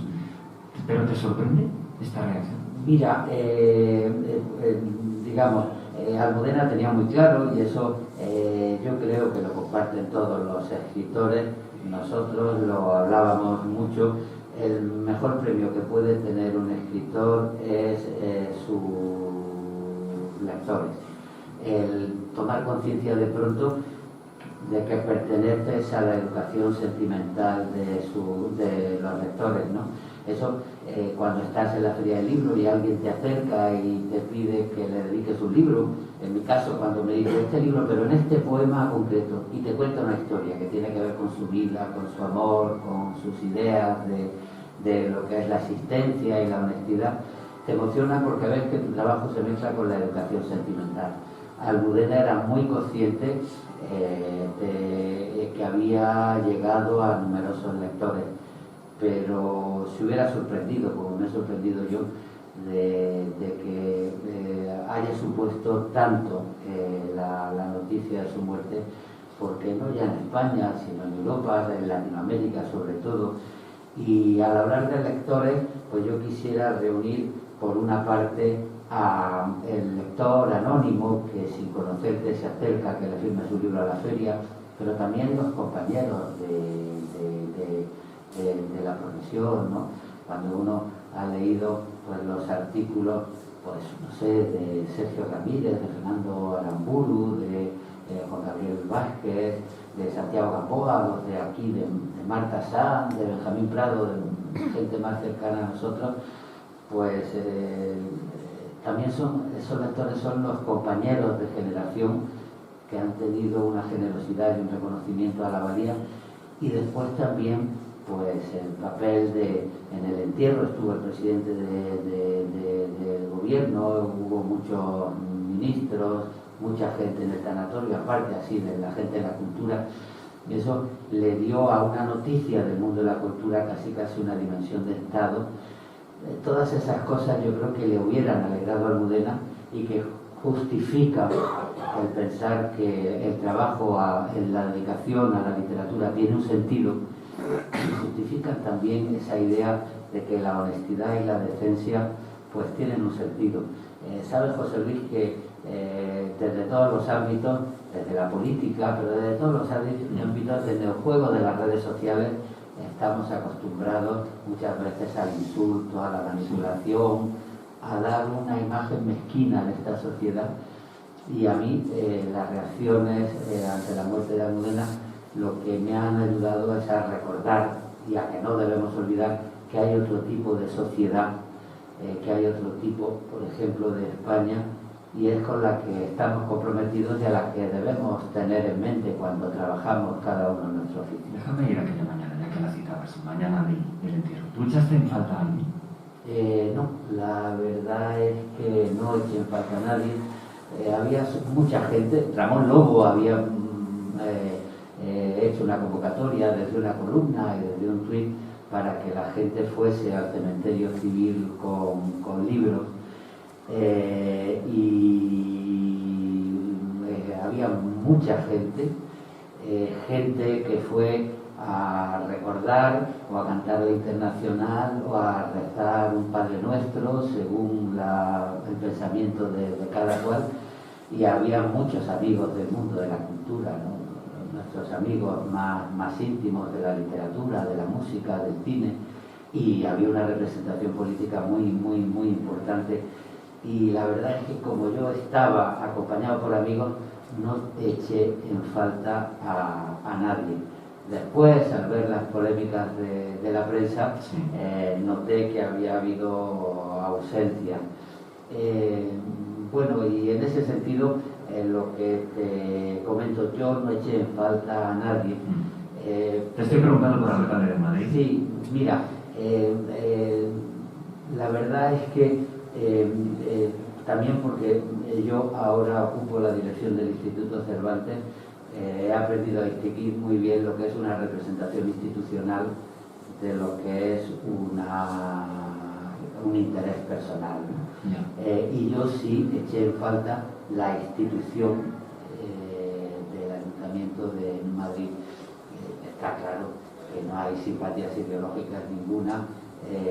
Pero una primera figura de la cultura, como desde luego es Almudena Grandes, no se merece una despedida institucional, es decir, va más allá de si en este país sabemos despedir o no despedir y valorar o no valorar a la gente de la cultura, que podemos estar de acuerdo en que no, pero no se merecía una despedida institucional. La verdad es que la despedida de Almudena va a ser memorable, porque yo quizás recuerdo pues el entierro en Madrid de Galdós, por el cariño de la gente.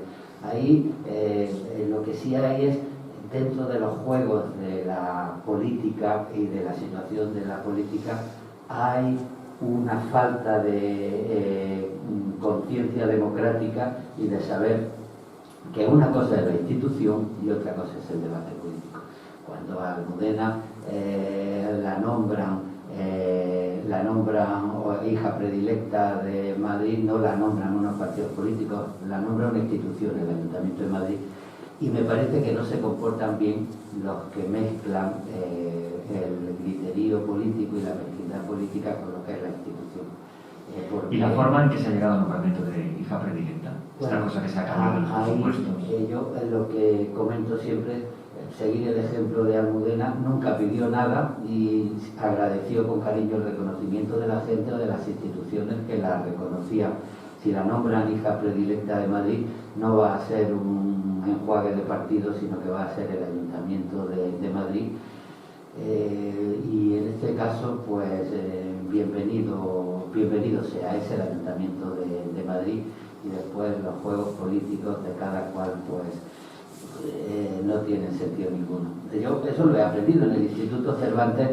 Para mí un escritor o una personalidad que ya sea del Partido Popular, de Ciudadanos, de Unidas Podemos, del Partido Socialista, siempre será un escritor y una personalidad. Y yo podré compartir sus ideas o no, pero el Instituto como institución es una institución de todos los españoles. ¿Quieres que te comente una cosa? Por favor. Para eso te hemos invitado, para que comentes lo que quieras. Uno de mis primeros actos, estaba yo en la Universidad de Granada, fue asistir al primer homenaje que se le hacía a Federico García Lorca en el año 76. Habían pasado muchos años de su muerte, del 36, ¿no? 40 años. Se organizó en Fuentevaquero. En principio se había aprobado. Cuando llegamos allí estaban todos los secaderos de tabaco de la Vega llenos de coches de la policía. El ministro entonces del Interior era don Manuel Fraga. Allí llegamos, Blas Otero, Nuria Esper, yo iba de público, José Agustín Guitisolo, Y el sobrino de Federico García Lorca, Manolo Fernández Montesinos, salió al escenario y dijo: lo siento, señores, se nos ha recortado el homenaje, nos dan solo media hora y después nos dispersarán. Y hubo que celebrarlo en media hora. Te cuento todo esto para decirte de Manuel Fraga, porque he estudiado la censura y la literatura de posguerra y entra dentro de mis clases de literatura, recuerdo el nombre. Pero si me preguntas quién era el alcalde de Granada entonces o quién era el gobernador civil, no te sabría responder porque los tengo en el más absoluto olvido. De lo que no se ha olvidado nadie es de Federico García Lorca. Quiero detenerme un poco en las polémicas políticas porque al final tienen el recorrido que tiene. De aquella mañana, progresar aquella mañana, ¿en qué momento decides que sea completamente legal? Pues yo llevaba en el bolsillo el libro porque al salir por la mañana de casa decidí meter dentro del libro alguna cosa que tuviese complicidad familiar. Aquella misma mañana. Aquella misma mañana. Y bueno, fue el libro que yo le había dedicado a ella, fue al principio de nuestra relación. Mira, Almudena, y es una cosa que me gusta recordar siempre, había tenido un éxito fenomenal con Las Edades de Luz. Se convirtió en un acontecimiento, hasta tal punto que se tradujo a todos los idiomas, que le permitió dedicarse a vivir de la literatura, dejar el trabajo que tenía y con ese dinero ya empezar a vivir de la literatura. Pero entonces se planteó: ¿yo qué quiero? ¿Ser famosa y vendedora de libros o ser escritora? Y decidió que su pasión era la literatura y que iba a ser escritora. Y se metió en una novela muy complicada, su segunda novela, que siempre son difíciles, pero esa muy complicada, con el título de Te llamaré viernes. Y cuando nosotros nos conocimos, muy poquito después, y empezamos nuestra historia de amor, pues yo le reconocía que a mí me hubiera sido muy difícil vivir junto a una vendedora de libros a la que no admiraba, y que sin embargo era muy importante tener admiración en el amor, y que en ese sentido pues que hubiese apostado por la literatura más que por la fama coyuntural, pues que era una razón de admiración y de respeto, y por eso le escribí ese libro completamente viernes, que cuentan son los poemas de amor de nuestros primeros años. Se ha hablado, por supuesto, de Almudena, se ha recordado su trayectoria, pero es muy llamativo, no sé si fue por el gesto del beso al completamente viernes o no sé, tu reacción, tu aplomo en ese momento, que se haya hablado tanto de vuestra historia. De nuestra historia, bueno, personal. De amor, decías tú ahora, sí, vuestra historia, ¿no? Llevábamos viviendo juntos casi 30 años, habíamos compartido muchas cosas, teníamos una relación muy personal con el mundo de la cultura, del periodismo, los que han escrito eran amigos, la gente empezó a contar la anécdota que vivió en el año 94, en el año... ¿Quién era mejor lector y peor lector uno del otro? Pues yo he tenido la suerte de que Almudena fuese muy buena lectora de poesía. Su padre era poeta y ella de niña se había educado en la poesía, y siempre decía que lo importante en España era la poesía. Y digo que he tenido suerte porque es mucho más normal ser lector de novela que ser lector de poesía, ¿no? Los poetas tenemos lectores, los novelistas tienen lectores, como cualquier género literario, pero también tienen público, y eso es mucho más numeroso, y es mucho más fácil que la gente lea novela que poesía. Y yo tuve la suerte de que Almudena fuese muy buena lectora de poesía, ¿no? Y tuve la suerte también de descubrir la dimensión literaria y profunda. Me he ganado la vida dando clases de literatura. A mí lo que me gustaba era leer, y digo, ¿qué puedo hacer para que me paguen por hacer lo que hago sin trabajar? Y hice unas oposiciones a titularidad, a cátedra, y soy profesor de literatura desde el año 81, y estoy muy acostumbrado a tomarme en serio la literatura, y hubiera sido imposible nuestra relación sin haberme dado cuenta del valor que tenían los libros de Almudena. De los episodios de Una guerra interminable quedó por hacer, quedó mucho por hacer. un volumen. Ella tenía planeado 6, había hecho 5 y el sexto, Mariano en el Vidasoa, estaba pendiente porque se cruzó la pandemia por medio y porque ella de pronto decidió analizar lo que suponía la pandemia y la significación de la pandemia en una novela haciendo ficción política. Y entonces lo que ha dejado terminado es una novela que no pertenece al ciclo de los episodios de una guerra interminable. La veremos.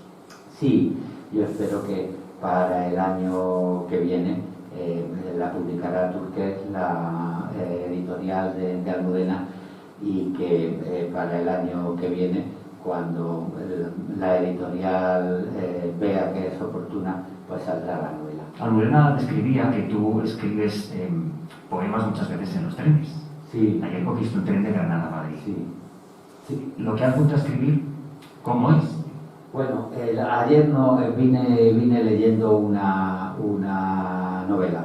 Ahora leo cosas que tenía pendientes y vine leyendo pues un premio Alfaguara que se me había pasado. Soy muy lector de Jorge Volpi, el editor mexicano, y su premio Anagrama, una novela criminal, no lo había leído. Almudena me la había recomendado, la tenía ahí en los libros recomendados y vine leyendo la novela de Jorge, que por cierto hace un análisis de lo que significa la manipulación política y la falta de seriedad de los medios que juegan a inventarse un mundo al servicio de las razones políticas, que es muy interesante para comprender el mundo en el que vivimos. A lo largo de los últimos meses he escrito 5 o 6 poemas que han contado un poco mi reacción a la enfermedad, y últimamente un poema a la muerte de Almudena. Sí. Luis García Montero, te agradezco mucho que hayas compartido este rato con nosotros. Iba a decir de rabia, pero yo creo que de sinceridad, de contarnos alguna cosa y sobre todo de agradecimiento, que es con la voluntad con la que creo que has venido para devolverle un poco a la gente parte del cariño que te ha dado en este momento. Gracias a ti, José Luis. Ya sabes que yo aquí me siento como en mi casa porque he sido colaborador vuestro muchos años antes de entrar a dirigir el instituto, y quería aprovechar la ocasión para agradecerle a todo el mundo el cariño, el respeto y la admiración que han hecho públicos a raíz de la muerte de Almudena. Un beso, Luis. Un abrazo, un beso. Amor sin espinas, que no te duerman con cuentos de hadas, que no te cierren el bar de la esquina, que el corazón no se pase de moda, que los otoños te doren la piel, que cada noche sea noche de boda, que no se ponga la luna de miel. Todas las noches es noche de boda, todas las lunas sean lunas de miel. Hoy por hoy, con José Luis Sastre.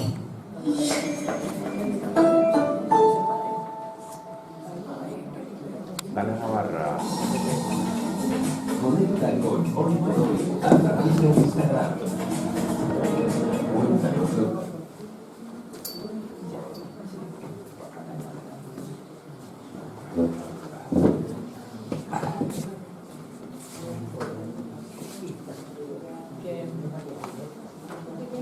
Tenemos tiempo y creo que es el momento de que toméis la palabra y hagáis comentarios, preguntas.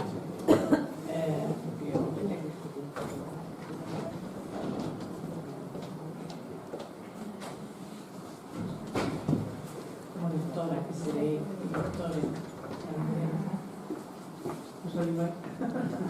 Bueno, yo estaba pensando que en el febrero republicano que vino Almudena, que dio la charla activa, ¿no? ¿Fue activa? Sí, en el aula magna. En el aula magna, sí. En el aula magna, pero estaba diciendo partido, creo que fue en el aula magna. Y yo había empezado a leer los episodios nacionales por ella. porque como ella hablaba también de los episodios nacionales, que leyó de pequeña y hablaba también de Don Benito, que también desde que leí su primer episodio de Don Benito, con mucho cariño, porque yo además es que quiero esa figura de Benito Pérez Galdós, ¿no? Al personaje y a él, ¿no?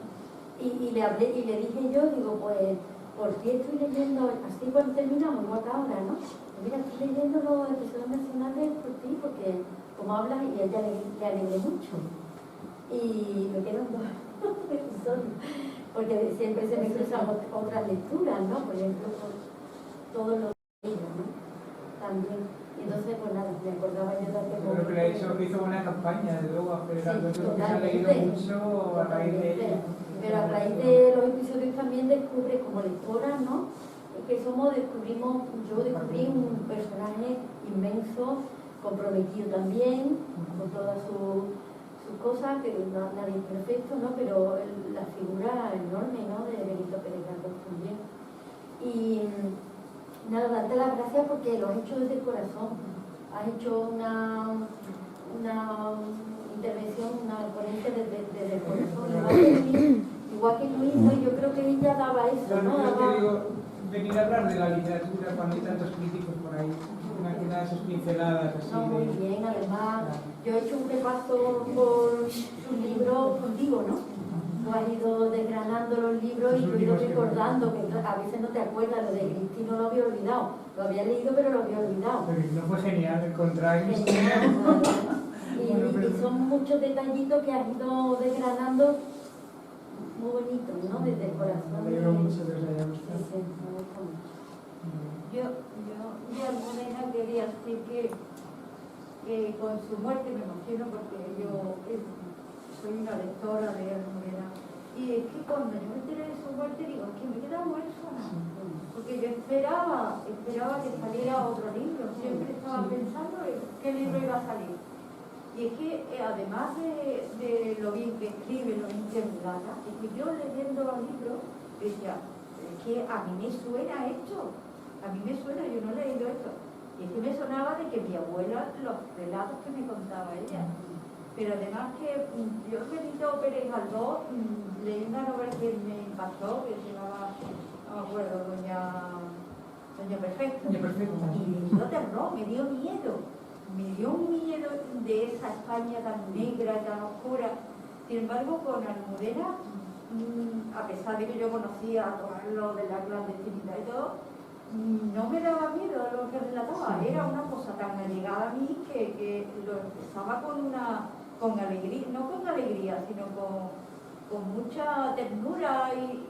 Eso que dice que siempre encuentras a lo mejor eso, esa parte de tu familia o de lo que sea, en esos personajes, es que eso era lo fascinante de Amán y el éxito que tuvo sus novelas, que de alguna manera tú también te veías ahí reflejada tu historia, tu familia, en esos libros. En este último libro eso me contó también ella, que había escrito en la pandemia, me lo contó, digo, ¿cómo llevaba de Mariano? Dice, lo he dejado aparcado un poco, dice, y me he enganchado con una novela distópica, totalmente sobre el confinamiento. Dice, ¿qué estando pasando por el pasillo? Allá, para allá, pues no salía de casa, salía a coger el pasillo. Y se me ocurrió de repente, digo, voy a entrar en esto. Dice, y llevo ya, estaba en rota, esto te digo, este verano. Dice, llevo ya más de 200 páginas. Ya escritas ahí en la... Y de Mariano yo, según parece, no ha terminado, pero según cuentan los editoriales, igual ha terminado, o la ha dejado a medias y alguien no puede terminar, no sé. La verdad que es una pena lo que dicen que no termine con... Muy interesante, Luis García Montero ha hecho un paralelo que es cierto con Benito Pérez Galdós. Aparte, Benito Pérez Galdós tiene en la historia muy curiosa que Benito Pérez Galdós le iban a dar el premio Nobel. De hecho, la Academia Sueca le iban a dar eso y el gobierno de España... Y la Iglesia. Sí, claro, el gobierno de España presionó para que no se le diese. Entonces, tiene muchos paralelismos para actuar. O sea, una derecha que boicotea lo que podría decir los intereses de España. Y entonces ponen como el que gana es Echegaray. Un horror. Aparte Echegaray es un señor del cual lee hoy día nadie. O sea, aparte aparecían los billetes de su tarjeta. Sí, verdad. Porque fue gobernador del Banco de España. Pero lo curioso, por ejemplo, que comentaba eso, que se recordará a Almudena lo mismo que se recordará a Benito Pérez Galdós, pero evidentemente nadie se acordará de Almeida, de José Luis Rodríguez Almeida, nadie se acordará Sí, es que es muy generoso, con qué humildad, cómo trata ese tema, ¿no? Nadie se acordará de toda esta gente, no lo recordará. Es lo mismo. Todo el mundo se acuerda de Víctor Pérez Galdós, es conocido esa situación, pero nadie se acuerda del presidente del Consejo de Ministros de aquella época, y evidentemente nadie se acuerda de José de Echegaray. O sea, no hay nadie que lo lea. Sin embargo, la obra quedará, la obra literaria quedará para siempre. Hay otro elemento en común que tienen, aparte de la evidente conexión desde el punto de vista literario, la intención de Almudena Grandes a la hora de escribir estos episodios de una guerra interminable, con la intención que tenía Galdós al escribir sus episodios nacionales, que era contar de alguna manera verosímil elementos de la historia de España que habían quedado ahí o mal contados o no contados o tergiversados, ¿no? Pero hay una cosa que a mí me llama mucho la atención, y lo ha dicho Luis García Montero de pasada, pero a mí se me ocurrió además el mismo día el entierro de Almudena Grandes, y es que el día del entierro de Pérez Galdós era la morisquilla de Madrid, una cosa en la que ha hecho también hincapié Ifigenia, las que salían espontáneamente a despedir el féretro de Pérez Galdós, ¿no? Y es interesante porque de alguna manera estas mujeres, que muchas de ellas sabrían a duras penas leer y escribir, sin embargo identificaban en el escritor a una persona que había metido su vida de don nadie, de doña nadie, sus pensamientos, sus peripecias vitales, la había metido en la literatura, ¿no? En la inolvidable desde Fortunata Jacinta a las tantas novelas que escribió, ¿no? Entonces, en el caso de Almudena también pasa esto, ¿no? Que hay mucha gente que como lectora va de manera más o menos espontánea allí a rendirle homenaje. Eso no se ha visto mucho en este país, y no tiene que ver solo con el hecho de que fuera una vida prematuramente truncada, sino que me parece que tiene que ver con la forma de literatura que está cercana a ella, las charlas que daba. Claro, era una mujer muy conocida, y por eso, por la sencillez, simplemente como hablaba, como se dirigía a la gente. Porque era alguien luminoso, vital, también una persona muy vital. Que te encantaba escuchar. Por eso la foto esta última que has traído, yo recuerdo que la vi en tu Facebook cuando la pusiste ese verano pasado, y yo no me atreví a preguntarte qué le pasaba, porque lo primero que me pareció es que me costó reconocerla, y lo segundo, a posteriori, como me pasa con muchas fotos, cómo no fuimos capaces de darnos cuenta de la pérdida de vida que había ya en esa foto. Ya te digo, la voz no le vuelve a cambiar, sigue igual, hay una voz, con la misma fuerza y eso, pero claro,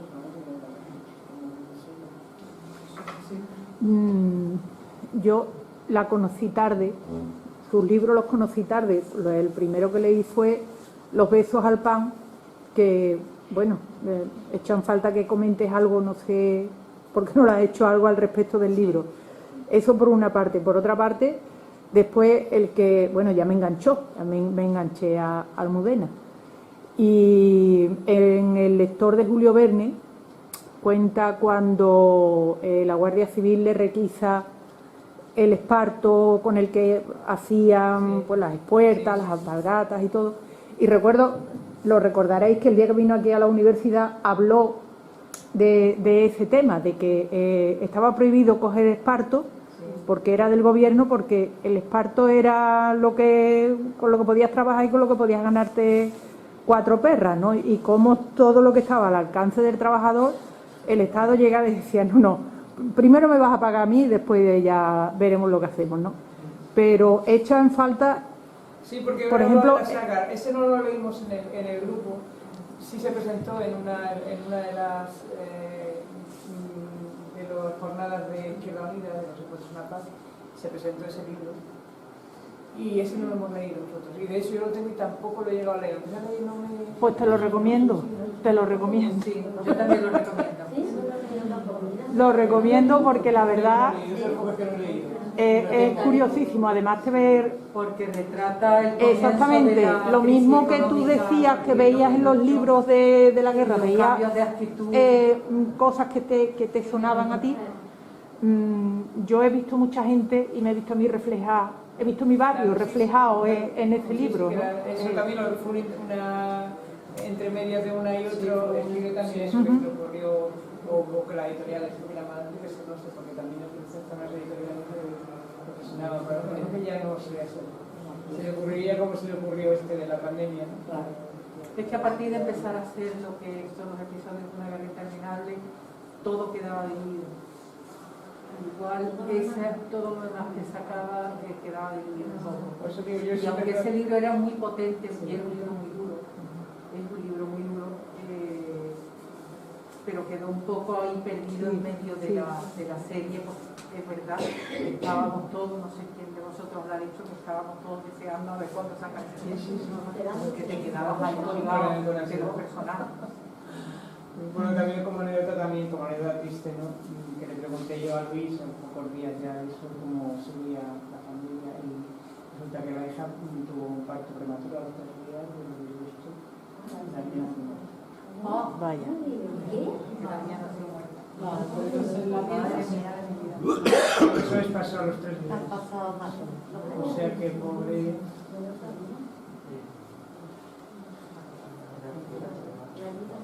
Yo también quería comentar también, bueno, yo te felicito por la diferencia también, porque es verdad, a veces venimos o vamos a los sitios, ¿no? A esperar, oye, una charla, no sé, más fría, muy interesante también, no digo que no, pero esta ha sido de corazón, ¿no? Y yo te lo agradezco, ¿no? Que ha sido bonita, ¿no? Ha sido muy humana, ¿no? Yo pensé, dije a pura, digo, claro, si quiero lo hago así, porque hablar ya de literatura profunda, cuando hay tanto, es que tanto que digo, yo que sé, que a lo mejor hablar de eso, de esas anécdotas que me ocurrían entre medio y... Sí. Pues, además porque has invitado a que cada una, bueno, yo en mi caso, atemos esa anécdota que has contado a otras anécdotas de su literatura, ¿no? Yo, por ejemplo, que para mí El corazón helado debía ser el primero de la saga de... Para mí, no entiendo por qué Almudena no es eso, pero yo tengo, cuando has dicho que ella subrayaba los libros, yo también los subrayo. Yo amo los libros subrayándolos y escribiendo en ellos. Y es una forma de amar que yo tengo. No es una forma de dañarlo. Esto es un debate, ¿no? No, que lo toque. Pues yo lo toco, no lo toco. Pues yo lo toco. Y me gusta tocarlo, pongo de colores, programaciones, pongo colores. Y El corazón helado, ¿te acuerdas en qué año salió El corazón helado? Pues tuve que ser en 2006, 2008. Bueno, pues nosotras, mi familia, estábamos en pleno proceso de localizar piezas para unir el puzzle de la represión que hicieron con mi familia, ¿no? Con los cuberos, ¿no? Y yo estaba en ese proceso personal, yo y mi familia, ¿no? De visitar archivos, de entrevistar a mi tío abuelo que vivía, de localizar historiadores y investigadores como Pura que me dieran un hilo del que tirar. Yo estaba en eso cuando leí El corazón helado y yo tengo subrayado de ese libro, creo que 2 páginas enteras, o sea, una por delante por detrás y otra entera con fosforito verde, de cómo ella, como Raquel, transmite sus descubrimientos y sus vivencias y la importancia que tenía recuperar la historia de la familia, ¿no? Y yo me vi tan reflejada en eso que lo tengo de verde fosforito en las 2 páginas. A mí me dio tanta pena que yo quería terminarlo, digo, como termine yo este libro, que cuando termine digo, ¿qué hago yo en mi vida ya? Pasa con algunos libros, por suerte. Es verdad, increíble, ese libro me dio mucha pena terminarlo, quería hablarlo más. Y después quiero contar la anécdota que conté en Radiópolis de cómo me enteré yo que falleció, porque para mí también es importante, ¿no? Que sabíamos que estaba enferma, yo nunca pensé que se iba a morir Almudena, jamás. No lo pasé por la cabeza, no se me pasó por la cabeza. Y la Diputación de Pontevedra me invitó en el fin de semana que murió a dar una charla sobre Gamboga y sobre el proceso de expropiación de la casa nuestra en Carmona, en mi pueblo, ¿no? y nos invitaron a visitar por la tarde, se nos hizo ya tarde, además era noviembre, hacía mucho frío, a orillas del Atlántico monasterio, el monasterio de Santa María de Oia, que fue un monasterio donde hubo presos republicanos. Los primeros presos republicanos que llegaron a la Galicia estuvieron allí y los mataron de hambre, de inanición y de frío. Bueno, era noviembre, hacía mucho frío en el monasterio, estaba cayendo la tarde y estábamos mirando, yo le estaba mandando a un grupo de gente que tenemos así de la memoria, los grafitis que por suerte han recuperado de los presos, en los que, bueno, uno dibujaba la Macarena, que era de Sevilla, tenía que ser de Sevilla, ¿no? O sea, y unos grafitis que han recuperado de las paredes y los tienen allí mostrándolos, ¿no? Muy bonitos, ¿no? Hacía un frío que te cagas, yo tenía los pies, las manos, la cabeza con el gorro. Y entonces Ángel del Río pues me dijo que había fallecido en una pena grande, ¿no? Y bueno, yo me quedé que no daba crédito, ¿no? Pero fíjate el sitio, ¿no? En un sitio donde... Pero eso lo has contado en la radio, ¿no? Sí, en el programa que hacemos de la tele republicana los días en Radiopolis y Horizonte Republicano, los jueves, al mes, uno al mes. Ya se la publicidad. Sí me gusta. Y nada, y eso, ¿no? ¿Qué sitio, no? Donde... ¿Qué peso más grande, no? Se me echó un peso encima, ¿no? Tremendo, ¿no? Con la muerte de esta mujer y del sitio, ¿no? Tuvo que ser así, ¿no? Y ya cuando salíamos, pues vimos el Atlántico, ¿no? La tarde cayendo, haciéndose de noche el Atlántico, no sé qué, y me despedí de Almudena allí así, ¿no? Y bueno, es importante para mí, ¿no? Porque yo decía en la radio, es que no me pasó haciendo la cama, ni me pasó en el trabajo, ni me pasó haciendo el comer, que yo hago un poco de comer porque no me gusta, yo en eso no coincido con vosotras. No, me pasó en un sitio de memoria, me pasó en un lugar de memoria, ¿no? Y eso para mí, pues, son señales, ¿no? Que recojo, ¿no? De la vida.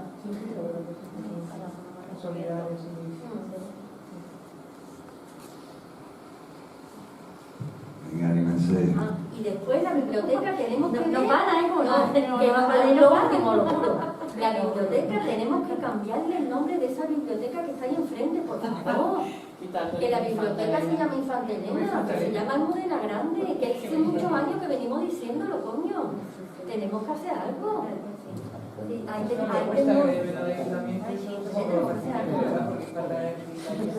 Sí, pues ahí tengo yo una anécdota con Luis García Montero, que vino un día a la biblioteca esta, a la Infanta Luisa, la Infanta Elena, no sé ni cómo se llama. Estaba yo en un club de lectura y me quitaba, porque era total, que estaba Luis García Montero dando unas charlas, no sé por qué motivo, estaba el poeta de Huelva, Juan Wiki, había varios, no me acuerdo por qué. Y entonces Luis García Montero dijo que lo único que no le gustaba de momento era el nombre de la biblioteca. Entonces, llegará un día, me gustaría que llegara un día en España en que estos nombres desaparecieran por otros, de maestros, de escritores, de médicos. Y después lo cogí yo y le digo, oye Luis, que me ha gustado lo que has dicho de esto, qué valiente ha sido, porque estaba también el alcalde, yo no me acuerdo aquello. Digo, ha sido muy valiente, me ha encantado. Y después cuando murió Almudena y todo lo que se ha originado con el nombre de la biblioteca, digo, pues, ¿cómo se podría llamar? Tendríamos que hacer de bien Almudena. La firma esa de Charles. Eso cualquier, como eso será el ayuntamiento, ¿no? La biblioteca, ¿no? La biblioteca, sí, pues la mejor cualquier partido de izquierda que lo lleve en pleno a una buena moción, haciendo el cambio. Hombre, ahí está Izquierda Unida, está Podemos, no sé. Cualquiera Sí, de ellos, pero de todas formas, eso sería una moción. Eso es una moción. Pero yo dudo que la vayan a aprobar con la aritmética que hay. No sé, es cuestión de hablar lo que es. Montar una campaña desde la TV, por ejemplo.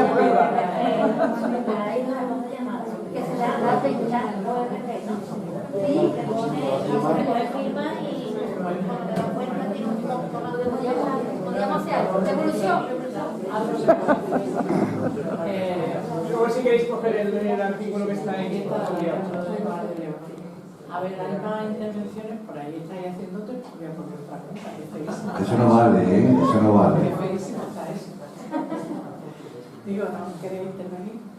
Como decíamos a los niños cuando dábamos clases, ¿no queréis compartir la clase?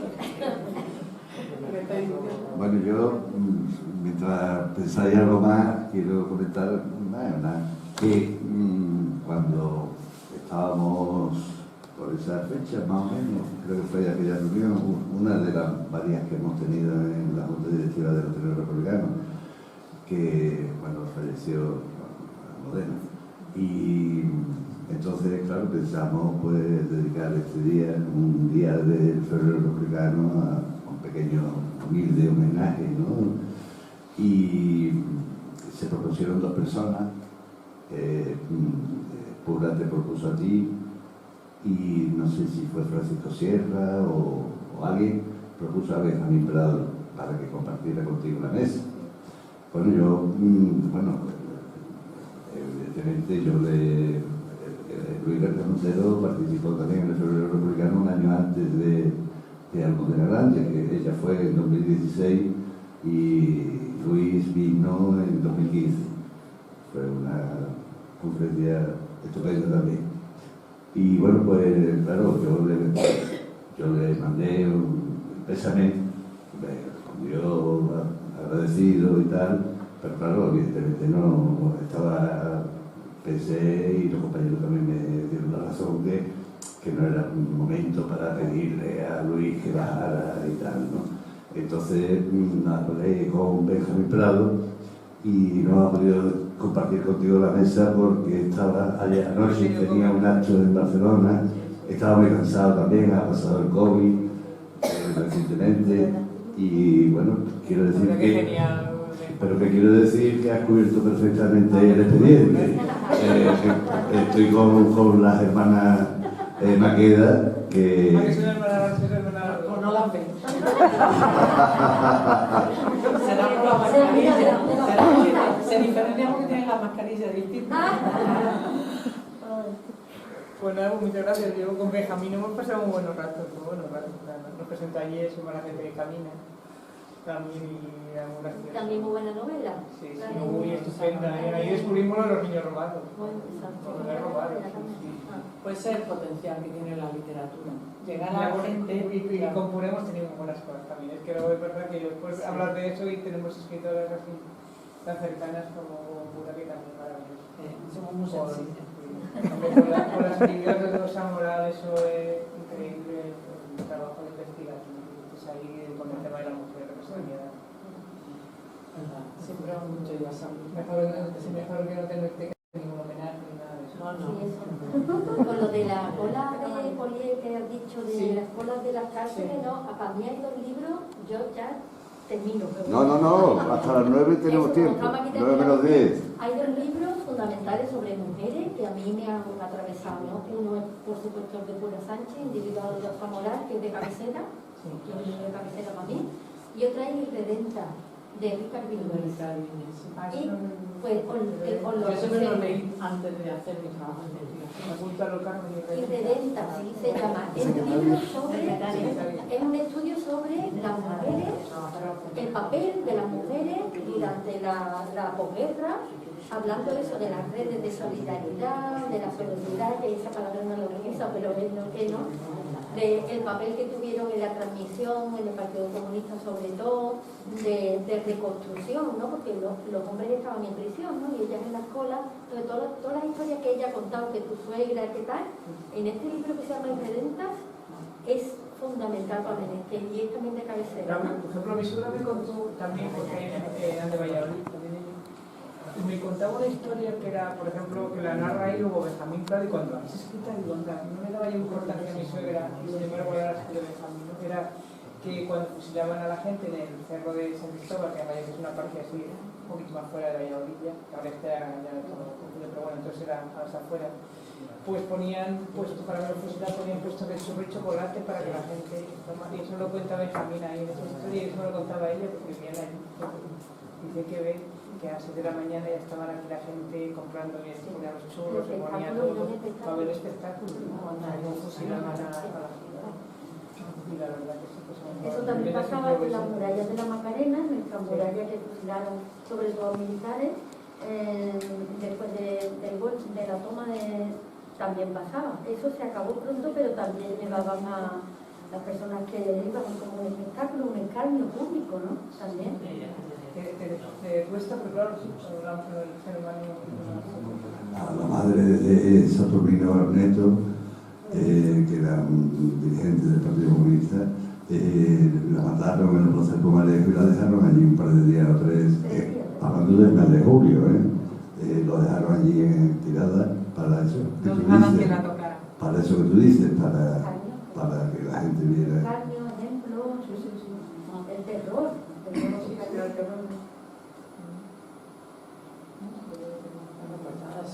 Hay más intervenciones. Bueno, pues, no tenía ahí el auto, pero ahora te lo digo yo. Mañana, ¿cuál es el...? Ahora te digo lo que... Eso iba a decir. Mañana será una jornada muy interesante. Presentamos 2 libros que supongo y espero y deseo que nuestra compañera en el febrero republicano, Esperanza Alcaide, esté aquí con estos libros. Uno será, presentaremos a las 6 de la tarde, la primera sesión será el libro Talento y Exilio, la diáspora del conocimiento. Son 2 volúmenes, no muy gordos ni caros, ¿verdad, Esperanza? Que son semblanzas de personas que tuvieron que irse al exilio. Y intervendrán los coordinadores de ese libro, 2 de los 3 coordinadores de ese libro, el profesor de la Universidad Complutense de Madrid, Pedro López López, y miembro de la Junta Directiva de Europa Laica, uno de los coordinadores de ese libro, y la otra persona será Pilar Nova, que es presidenta de la Asociación de Descendientes del Exilio. Esta asociación es precisamente la que ha editado el libro, este libro. Y después a las 7:15 será Francisco Delgado, expresidente de Europa Laica y socio de honor de la misma, que presentará su último libro, que publicó el año pasado, de la instrucción pública a la digitalización de la enseñanza. Es así, es el título, ¿verdad? Sí, sí. Entonces, también es no muy gordo, tampoco está mal, en fin, que os invitamos os esperamos aquí también mañana. Ella traerá libros también por si queréis, estos 2 libros los traerá ella por si alguien lo quiere comprar. Y también, como ha puesto ahí Carmen Lobo el cartel, por cierto ha sido gestión de ella, está enfadando conmigo, como ayer. Bueno, pues ayer cerramos el tema de que, bueno, Luis Pastor participará, cantará en la fiesta republicana el sábado próximo en la Carbonería. Así que os esperamos también allí.